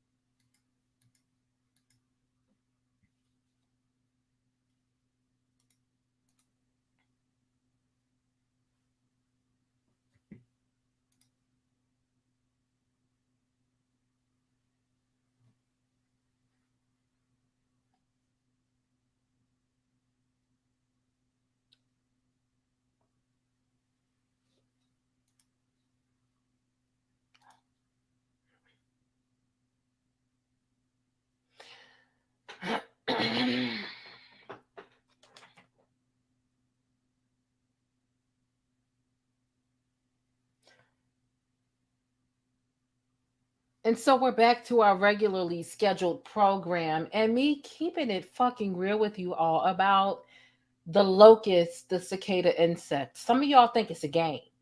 It's not. It's cool. You can think I'm being dramatic all you want to. Ask your friends that live all the way on the East Coast. Call them up. Ask them about the cicadas, or ask them what they went through. I'm telling you, they went through something. That's okay. It's okay. Okay? Okay? That's all right. It's okay. I'm going to move on. Look, I know what it is. They scary as fuck. Some of y'all, look, I appreciate the screenshots. Let me know. Look, I know I'll be making some real faces sometimes. Look, it is what it is. They scary. I want to get into some more Black history, though. I just got into the cicada history. It's okay. Let's get into a little bit of Black history. Okay, I want to get into some more of that because we did get into some Black news. I do have more Black news to give to y'all tomorrow, aka Saturday, even though today is technically Saturday. But let's go ahead and get into some Black news and information. First, let's go ahead and pay a bill for 60 seconds, and we'll be right back. Get into this Black-owned business, Stickies. It's got things for inside your home, outside your home, and even on the go. JasmineMadeIt.com is your new destination for Black Girl Magic mugs, tumblers, and even wine glasses. You can even customize the tumblers and wine glasses. There's a lot going on for a low price over at JasmineMadeIt.com. And if you've been serious about wanting to support more Black-owned businesses, here's your chance. Let JasmineMadeIt.com handle all your problems for family and friends. You ever had a friend over and they just wasn't catching the hint or paying the rent? Y'all asses all get to stepping. Yeah, tell them to get to stepping with this nostalgic Martin-themed doormat and shop over a dozen different doormat designs over on JasmineMadeIt.com. All right, Stickies, you know what time it is. It's time to put your money where your mouth is and shop Black today. Make life easier for you and your household by taking your family's hot or cold beverages on the go with one of these unique tumblers. It's insulated to keep your beverage at temperature, and it comes with a few different reusable straws and even the specific brush that you need to wash it so you can keep it sanitized and germ-free. They've got all kinds of designs to match your mood or style. So grab something for your wife, the hubby, or even the kids over on JasmineMadeIt.com. That's JasmineMadeIt.com, and I'll see you over there.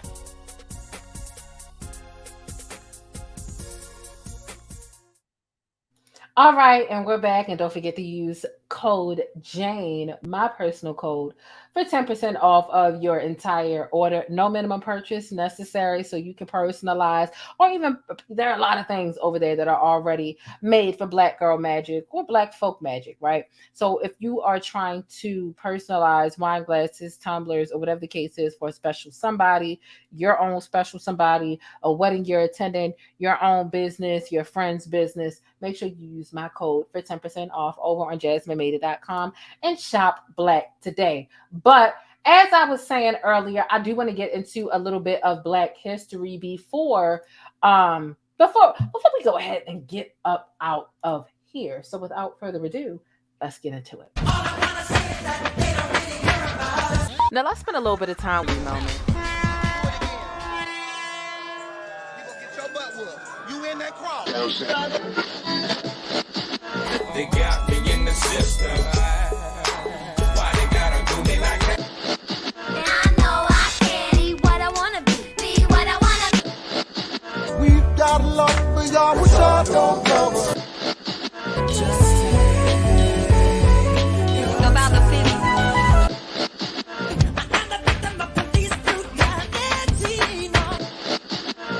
Get down.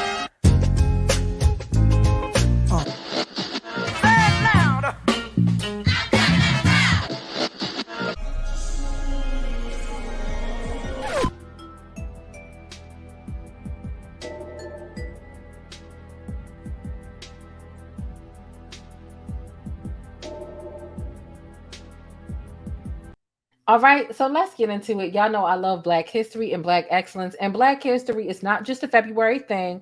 Y'all know when you're all over here on the PLAINESTjane channel, it's not just it's February. Let's look about Black history. No, it's an every fucking day thing. It's not just a 28 or maybe a 29-day thing if it happens to be a leap year. It's a 365 type of a situation. And so although today is November 12th, November 9th was the birthday of Benjamin Banneker, right? And in 1973, he created the first functioning clock in the United States. Now this is debatable, right? Because I did find some information where there were some clocks made before him. However, it wasn't anything that he was really knowledgeable of, right? People all in all the different regions. Like now we can connect with the people in South Africa and Europe and France and this and that and the third. However, Benjamin Banneker did create a clock entirely out of wood, and this clock was so advanced that it kept accurate time for well over 50 years. Now we know how things go when we have good shit going for ourselves as Black people, especially when we're being innovative, right? So during his funeral, all of his belongings, including the clock that he created out of all wood, it was destroyed in a quote unquote mysterious house fire. Okay. He also, though, here's the thing, like he was really, good at several different things. And so I'm going to pull up a couple different maps that he made. He actually helped survey and design Washington, D.C. and published an almanac. So he was actually very knowledgeable, very skillful in several different areas. Innovative doesn't even begin to describe the way his mind worked when it came to time and mapping out. That's why when we talk about the White House and we talk about Black folk designing a White House, like y'all call it the White House, but who made it? Black folk. Okay. Who designed it? Who built it? From the design to the people who actually put in the hard labor to actually make it. It was us. It was us. So I definitely wanted to give Benjamin Banneker some shine as it pertains to somebody who was just knowledgeable in so many different areas. And I feel like he deserves that shine, period, point blank. Okay. And so, the mysterious house fire, I'm going to show y'all something in a second. Hold on.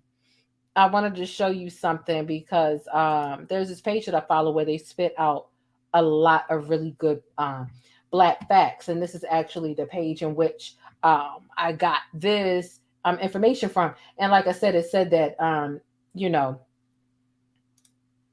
he helped design and survey Washington, D.C.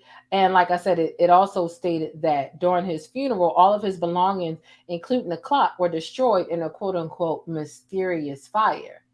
And someone said, hold up. I just saw it. Hold on. Let me refresh that. Maybe I need to click the second one. Oh, the first one. Hold on. Okay. So here it is. The first person said a mysterious house fire. I wonder if it might have been lit intentionally. And I'm like, you really got to ask that?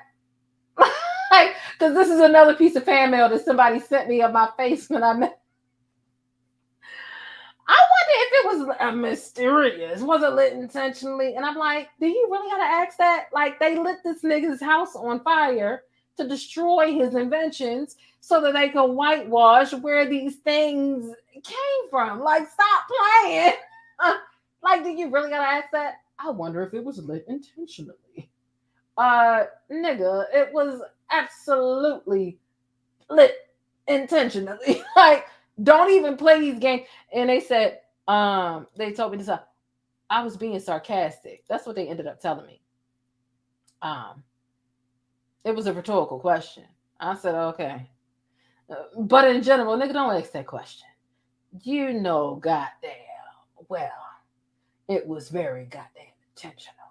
Okay? So, much respect to Benjamin Banneker. Okay? Because there was nothing, quote unquote, mysterious about the fire.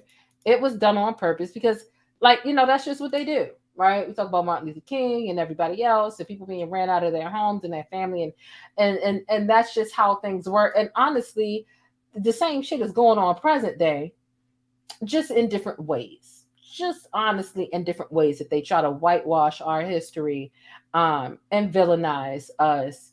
The same way that Candace Owens, right? And even Kanye tried to echo these sentiments. It was fentanyl. He was a drug addict. It was no unfortunate like, stop trying to tarnish a Black person's name who really, and not that George Floyd, quote unquote, did anything great, but he damn sure, being a drug addict, didn't deserve to be in front of the police, you know, the brutal way that the police treated him, right?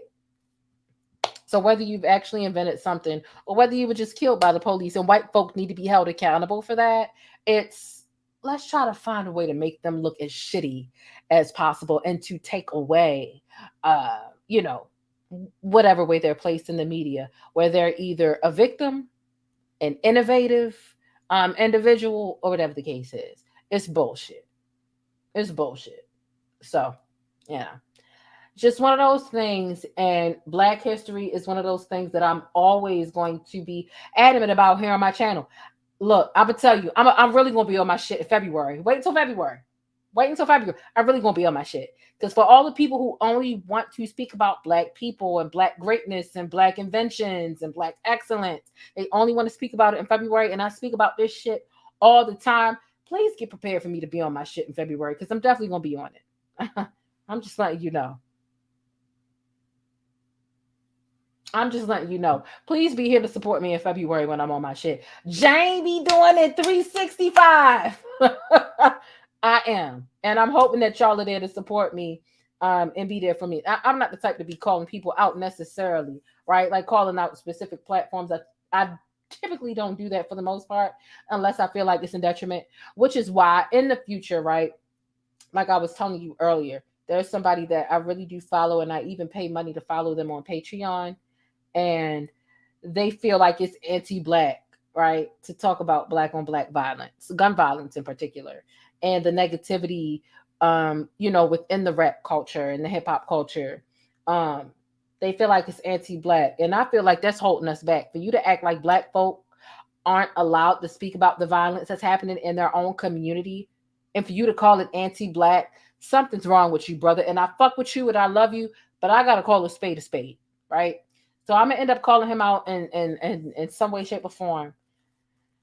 coming up. I just got to think about the way in which I want to do it. But trust and believe, if you watch my next 2 videos, I'm gonna end up slipping the name in there.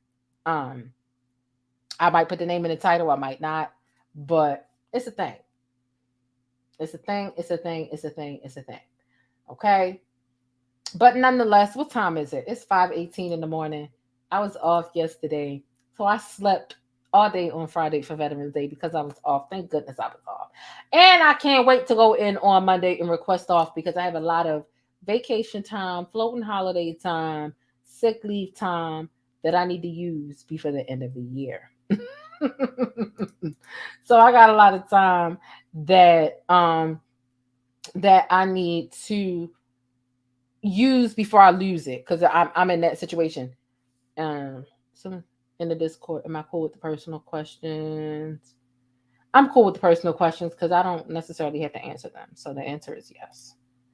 I answered that in the Discord. Shout out to people in the Discord. Just to let you know, if you are a channel member, if you are a member on the channel, thank you so much. First of all, regardless of whether you're on the bottom, middle, or top floor, I do have a video that I'm planning to drop. It's already edited and everything. I'm not sure if I'm going to drop it Saturday or Sunday, but it is to give you all more information, and it's really a tutorial on how to create lucrative and great thumbnails if you already have a YouTube channel or if you're planning to start one. Okay. So I actually have a tutorial where I was actually creating a thumbnail for one of my more recent videos. So my YouTube, in essence, what I'm saying is my YouTube 101 videos for the top tier, for the people who are paying $9.99 a month.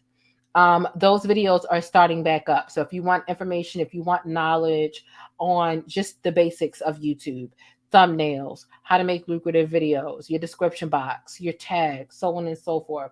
Those are going to be some of the things that you are going to be getting on the top tier if you are a part of the channel.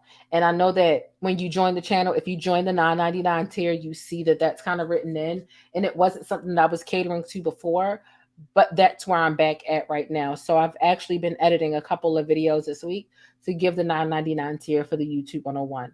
And also, if you want one-on-one classes for YouTube information, if you're trying to make a YouTube video, YouTube channel, if you want to make better thumbnails, if you're thinking about whatever, join the top tier. We'll be backstage all the time, kind of just talking about YouTube best practices. Okay. So that's that. What do I think about handles, the YouTube handles? I feel like they weren't necessary. Did I sign up for mine? Yeah, because I don't want anybody else to.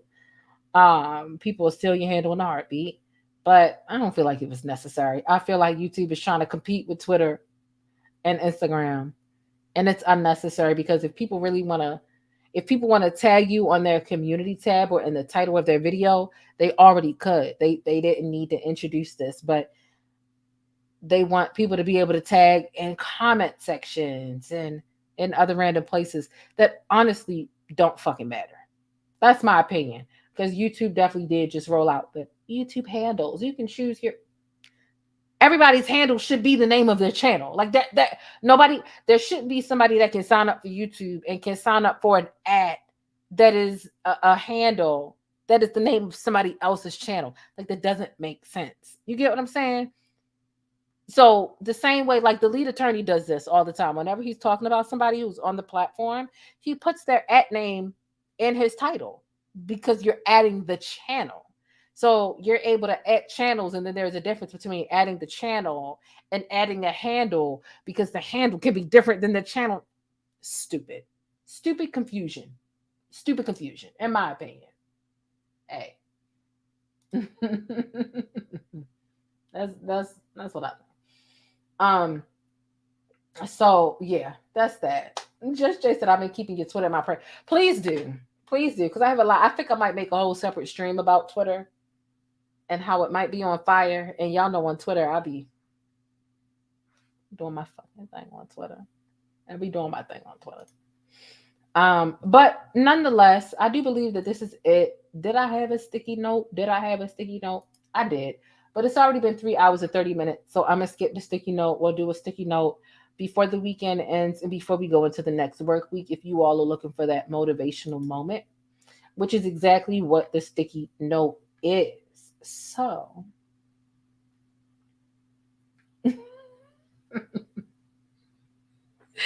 make sure you join the channel if you haven't already. Whether you just want to support, the lowest tier that I have is $1.99, so it's really budget friendly. 8 quarters a month, which is what? 2 quarters a week? 2 quarters a week? 50 cents a week. Okay. But if you really do want information on how to build a great YouTube channel, how to improve your YouTube channel, the top tier is definitely for you. We go in depth on the top tier, and sometimes I'll even make some of my thumbnails in real time. So here's what I do. I'm going to play this really quickly, and then we're going to get out of here, just to give an ode and a thank you to all of the people who are a member of the channel. But also, look, if you don't have it in you to become a channel member, to send a cash app, to send a super chat, just hit thumbs up on the video and subscribe. You can support the channel for free without spending a dime. Okay? Drop some pancakes in the chat and we'll be right back. The plainest Jane. This is one of my favorite comments here. She says, I loves me some black, and she said, loves me some black news. She says, is it just me, or does anyone else get tired of seeing people that don't look like them delivering info about them day in and day out?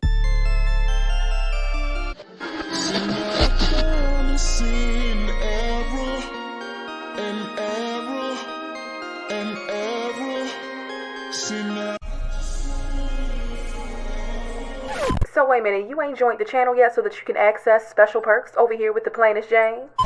Rolex on your wrist, a plain Jane. Ooh, watch this. Hey, I'm the plainest Jane. I'm a cultural commentator and informant, and I provide sticky coverage on trending stories, black news, black culture, and everyday topics with a sticky, abstract perspective. So get familiar with the perks. I've carefully curated all of these things, and it's just a little exclusive glaze to amplify the way that you express yourself.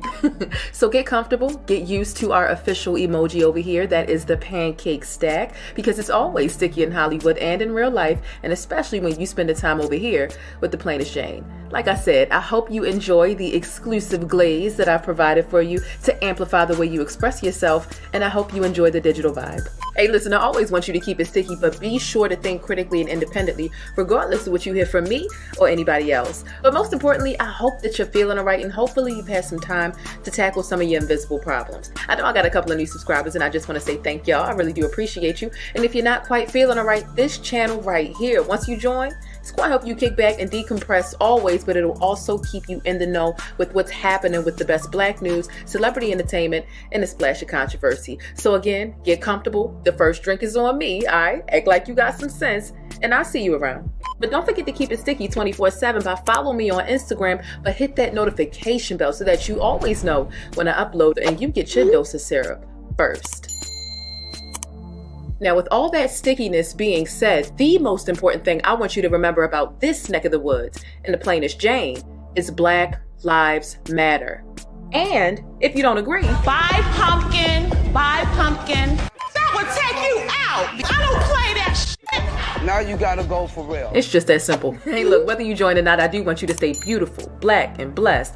And just know I appreciate your support. I'm your girl, the plainest Jane. And let's see what's happening in these virtual streets. You ready? All right now. This could be a crazy ride. I'm warning you now.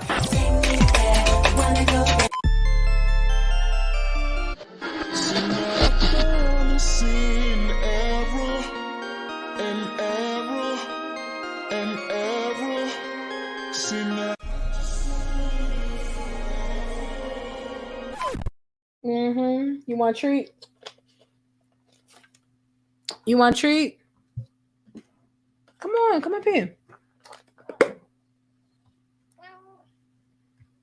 Okay, yeah, buddy. The people want to see what you got going on.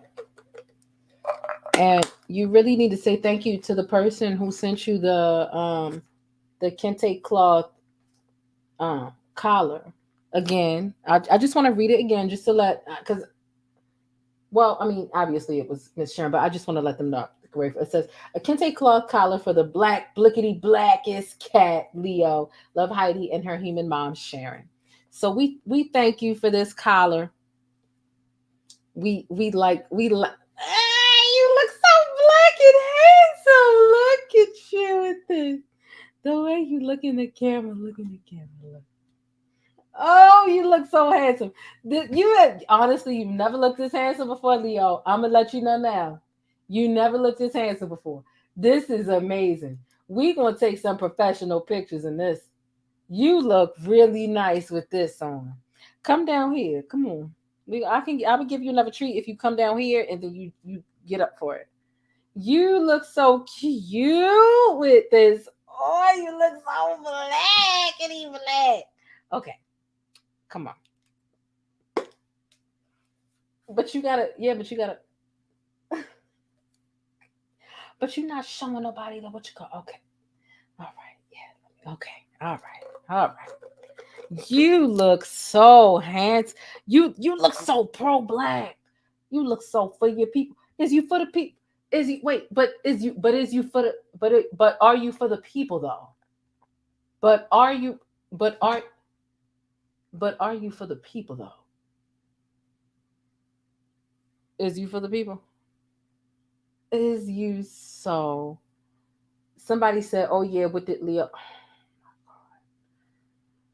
I'm gonna tell y'all. Oh my God, yo! I gotta tell y'all what he did to get in trouble. He really. Oh my God! I'm so glad y'all reminded me. Thank you so much. All right, he gonna have to get down because I can't. He just looked too cute, and I can't tell you what he did wrong while he up here looking so cute. All right, can you get down, please? Just if you could get down.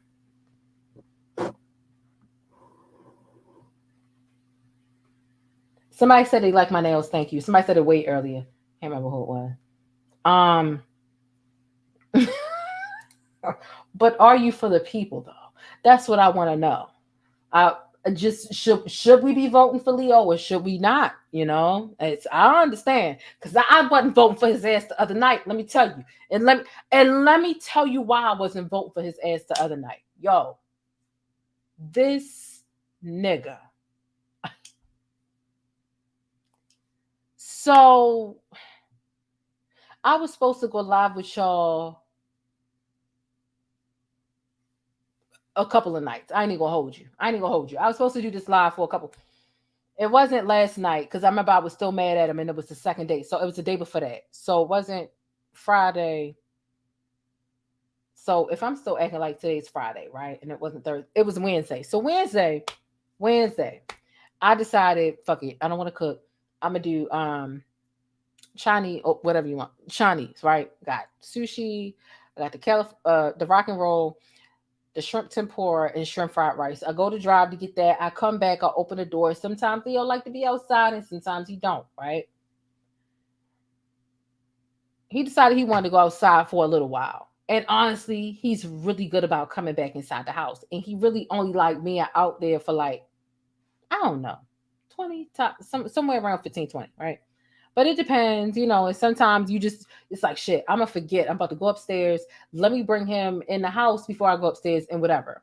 And so, honestly, his father will try to go get him to come inside. He don't listen. But for me, all I really have to do is come to the door and tell him, Leo, get in the house. Boom, boom, boom. He does it, right?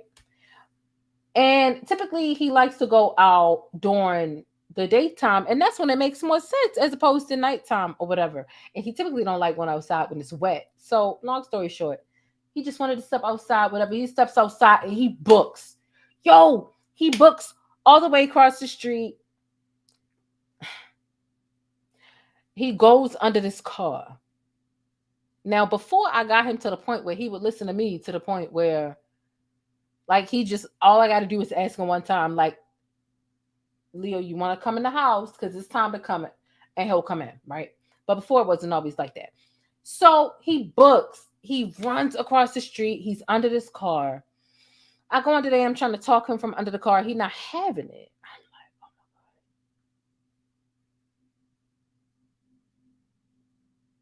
So before I got him to the point where he like, completely listened to me, it was always a spray bottle. Like, we spraying at you till you take your ass in the house.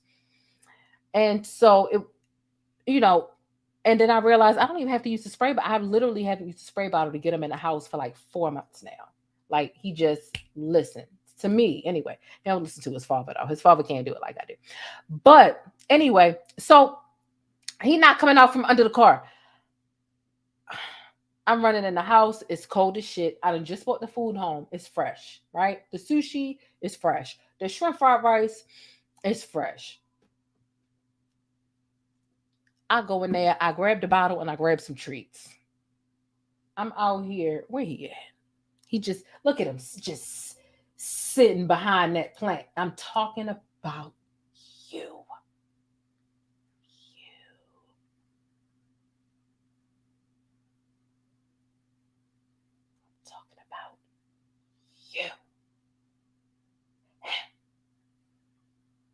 I'm out there looking dumb as shit. Right? Spray bottle, treats, anything to scare or lure this nigga in the house.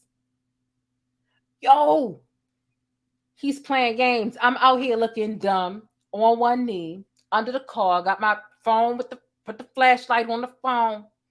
He up under there looking at me like, bitch, you can't get me.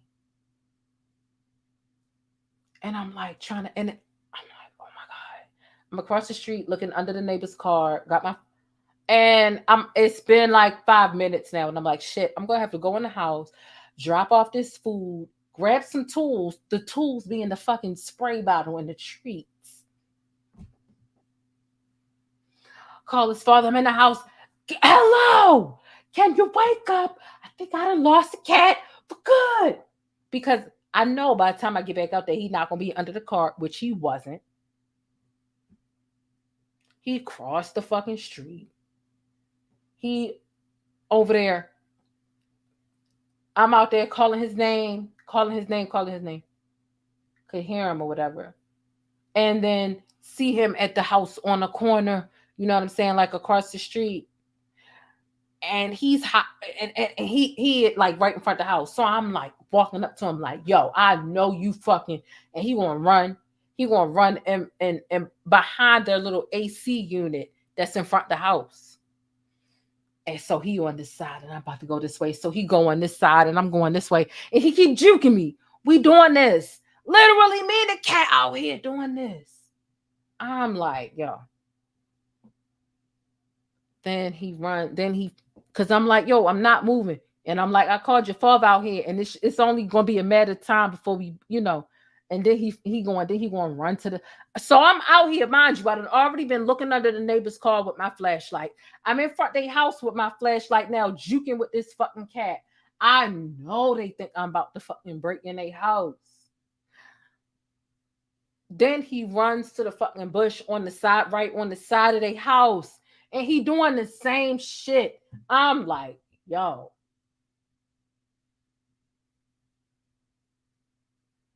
What the fuck is wrong with him? Like, why these people about to call the police on me? Because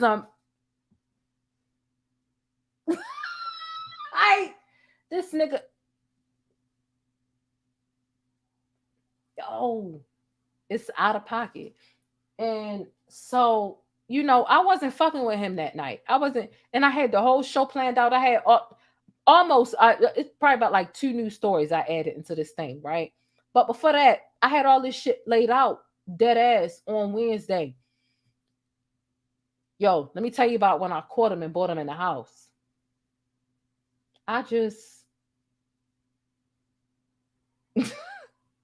Yo. Like, this is the thing.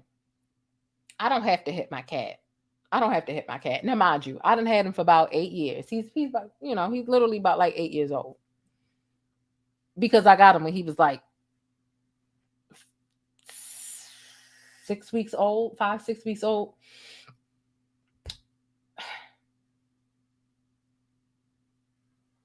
Look.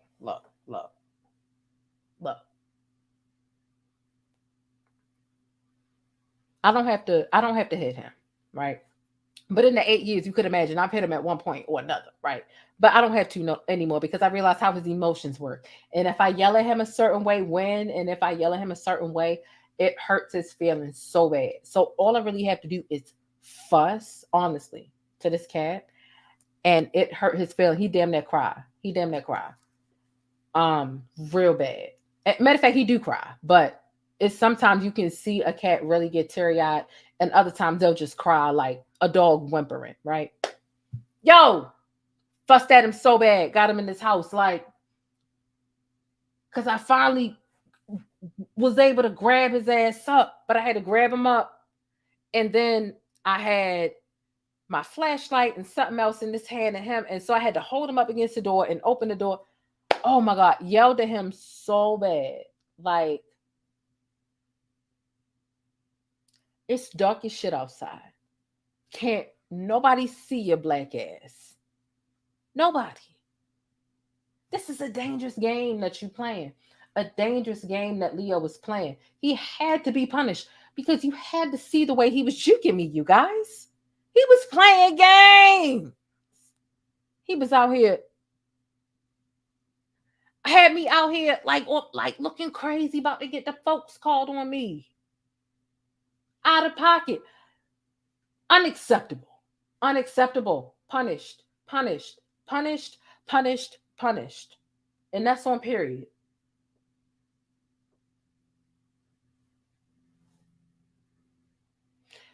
Tried to come up to me the next day in the morning and, hop in the bed. Yeah, good morning, Mom. Right? That's what it was given. That's what it be given.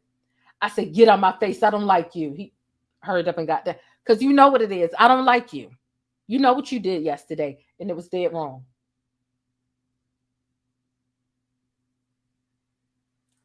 Period. Period. Out of pocket. Way out of pocket had me doing all that. Woo! So scared. By the time, you know what I'm saying? I come back and he now under the damn car, so I'm just out there calling his name looking dumb. With treats in a spray bottle. And the police about to get called. I thought I lost him for good. You know what I'm saying? My heart rate like this my buddy. Come on, man. Stop that. Out of pocket. Punished. 2 days. And then finally I had to just give up. Because he's so cute. Thank you for the $2 super chat, Eric. At least he's back. Yeah, at least he's back home, but he late at night. Out of pocket. It's like 9 something. It's like 9:15, 9:10. Dark as shit. Especially because it's already dark around 5 o'clock, let alone 9. Little, because I remember I ordered the food. The spot was closing at 9.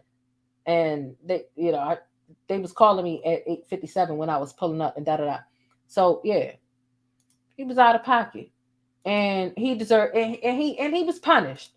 And I yelled at him so bad. Oh my gosh. I cussed him out so bad. It was, oof. Because I need him to know that he really shouldn't be doing that. And that's all it takes to hurt his feelings. Oh, his feelings are so hurt. But yeah, that's how me and my cat work. Lee and Leo anyway. Pause. So yeah. He learned what it is and what it ain't. Plus, he know what a lot means. Leo understands a lot of English. Get down, get out the kitchen, get back in the house.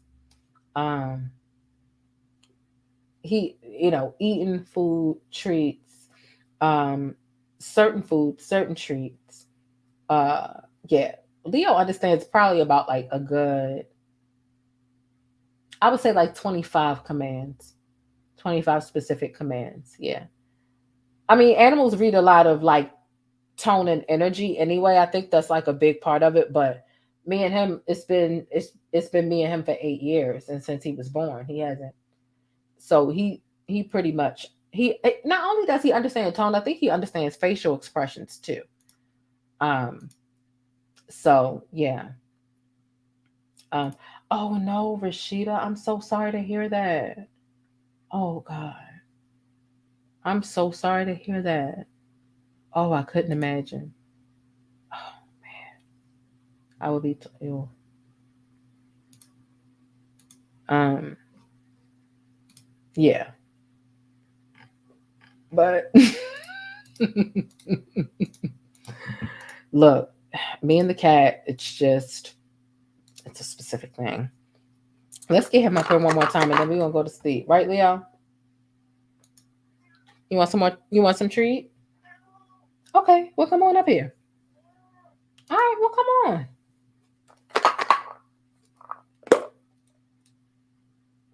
Where you at? I'm not reaching behind you. You coming up here? Okay. You see how quick he came up when I asked that? Like he was down on the floor, like he couldn't come up here.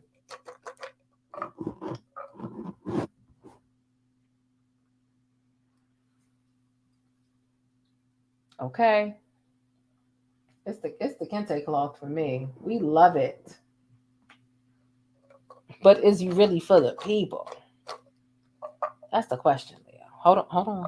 We just wanna we just hold on.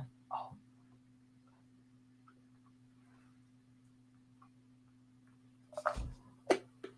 Okay.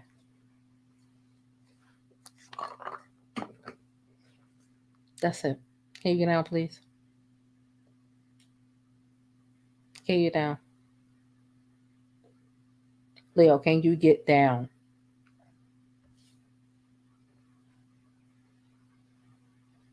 Thank you. So now he up here like Simba, like he just hanging off the side of the chair. Sorry, Simba. Whatever you call yourself, baby. Yeah, he does. He talks a lot. Leo does talk a lot. I wonder where he gets it from. Does Leo get I wouldn't say so. He don't really do. I've only heard Leo like two, like honestly, like one maybe two times in 8 years, literally. So if he does, I wouldn't know. So, and I've definitely never heard him burp. I've seen him get sick a couple times, but not like toot or anything for real. So yeah. That's it. Is that it, Leo?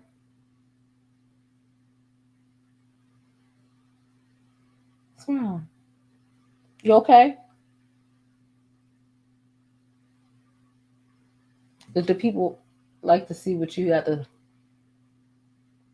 say? Why don't you come over here? You want to come up here before we sign off? Come on, Leo. You want to come up here? You might. Yeah, you might as well. Go ahead.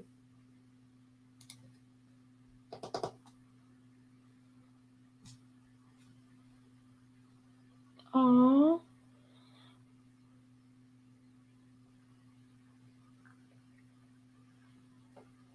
There's nothing there. I just want you to step up there.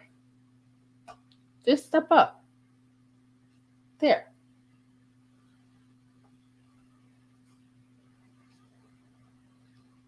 Just step up. Just step up there. You don't want to step up? Up there.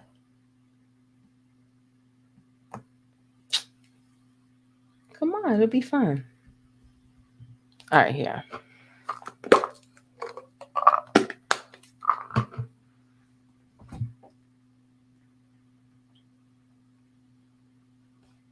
That's a good boy.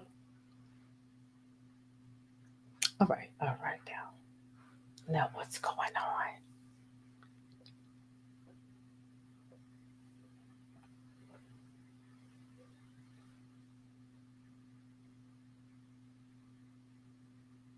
All right now. Aren't you trying to steal the whole show? What are you doing? What's going on? All right, yeah, you might as well go ahead and get down. Let me close it out. Because what you got going on? No, I'm just covering up your booty hole. Come on. Come on, get down. You really trying to take over, ain't you? Let's put you. All right, come on. You want to get down? And now the people that seen you now. Get down. Get down. Come on. Thank you. All right. Anyway, y'all. What do you think this was? He sit up here trying to steal the goddamn show. Child, don't make no damn sense. You trying to steal the show. Nonetheless, I'm gonna catch y'all tomorrow. Look, let me tell you a couple things. Let me just tell you a couple of things. On Netflix. A couple of things that are really good that I'm gonna review this weekend. So, couple of things that are really good on Netflix. Killer Sally. Is that what her name was? I believe that was her name. Yeah, Killer Sally, right? Good. There's this thing, and it's not based on a true story. It is a true story, right? Docu-series type of situations. What was the other one? There's this thing called, literally this documentary, docu-series thing called Orgasm Inc. It's crazy. There are a couple of things and there was one thing that I meant to review that I never did. So I'm going to combine the two reviews. I don't know if any of you all saw The Watcher. The Watcher was another really good thing on Netflix. So I'm going to review, and this is going to be a members only thing, The Watcher and Killer Sally at the same time. Killer Sally, like I said, crazy docuseries. The Watcher was something that was based on a true story.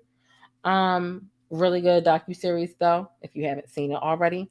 And you know, when I review them, there are obviously going to be spoilers on there. So get ready for that. But yeah, those are a couple of really good things that I've seen. I don't know if any of you all watch Manifest. I binged all of that.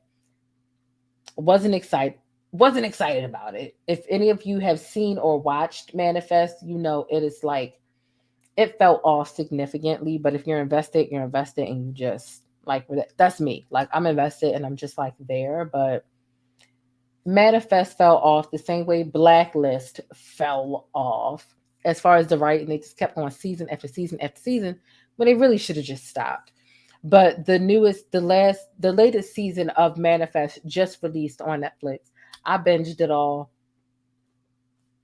Disappointing and stupid, just as it's been lately. If that's all that I can really say without spoiling it for the Manifest people who are watching that series on Netflix. And it kind of went from Netflix to Peacock, because it was like the first 2 seasons were on Netflix. The 3rd season was on Peacock. Then it came back to Netflix to do the 4th season. And it's just like, oh my gosh. Not to mention the writing just got crazy as hell. Yeah, The Watcher was good. Manifest is going to take you a little while to get through, and it's one of them things where you can't even like be on your phone to be doing other stuff while you watch it. Like, you got to be watching all the Manifest and really to understand everything that's going on. But here's what I'll say. Here's what I'll say about Manifest. There's also this show called 4400 that came out in 2017, around about. You know what? Let me just make sure I'm not misquoting that.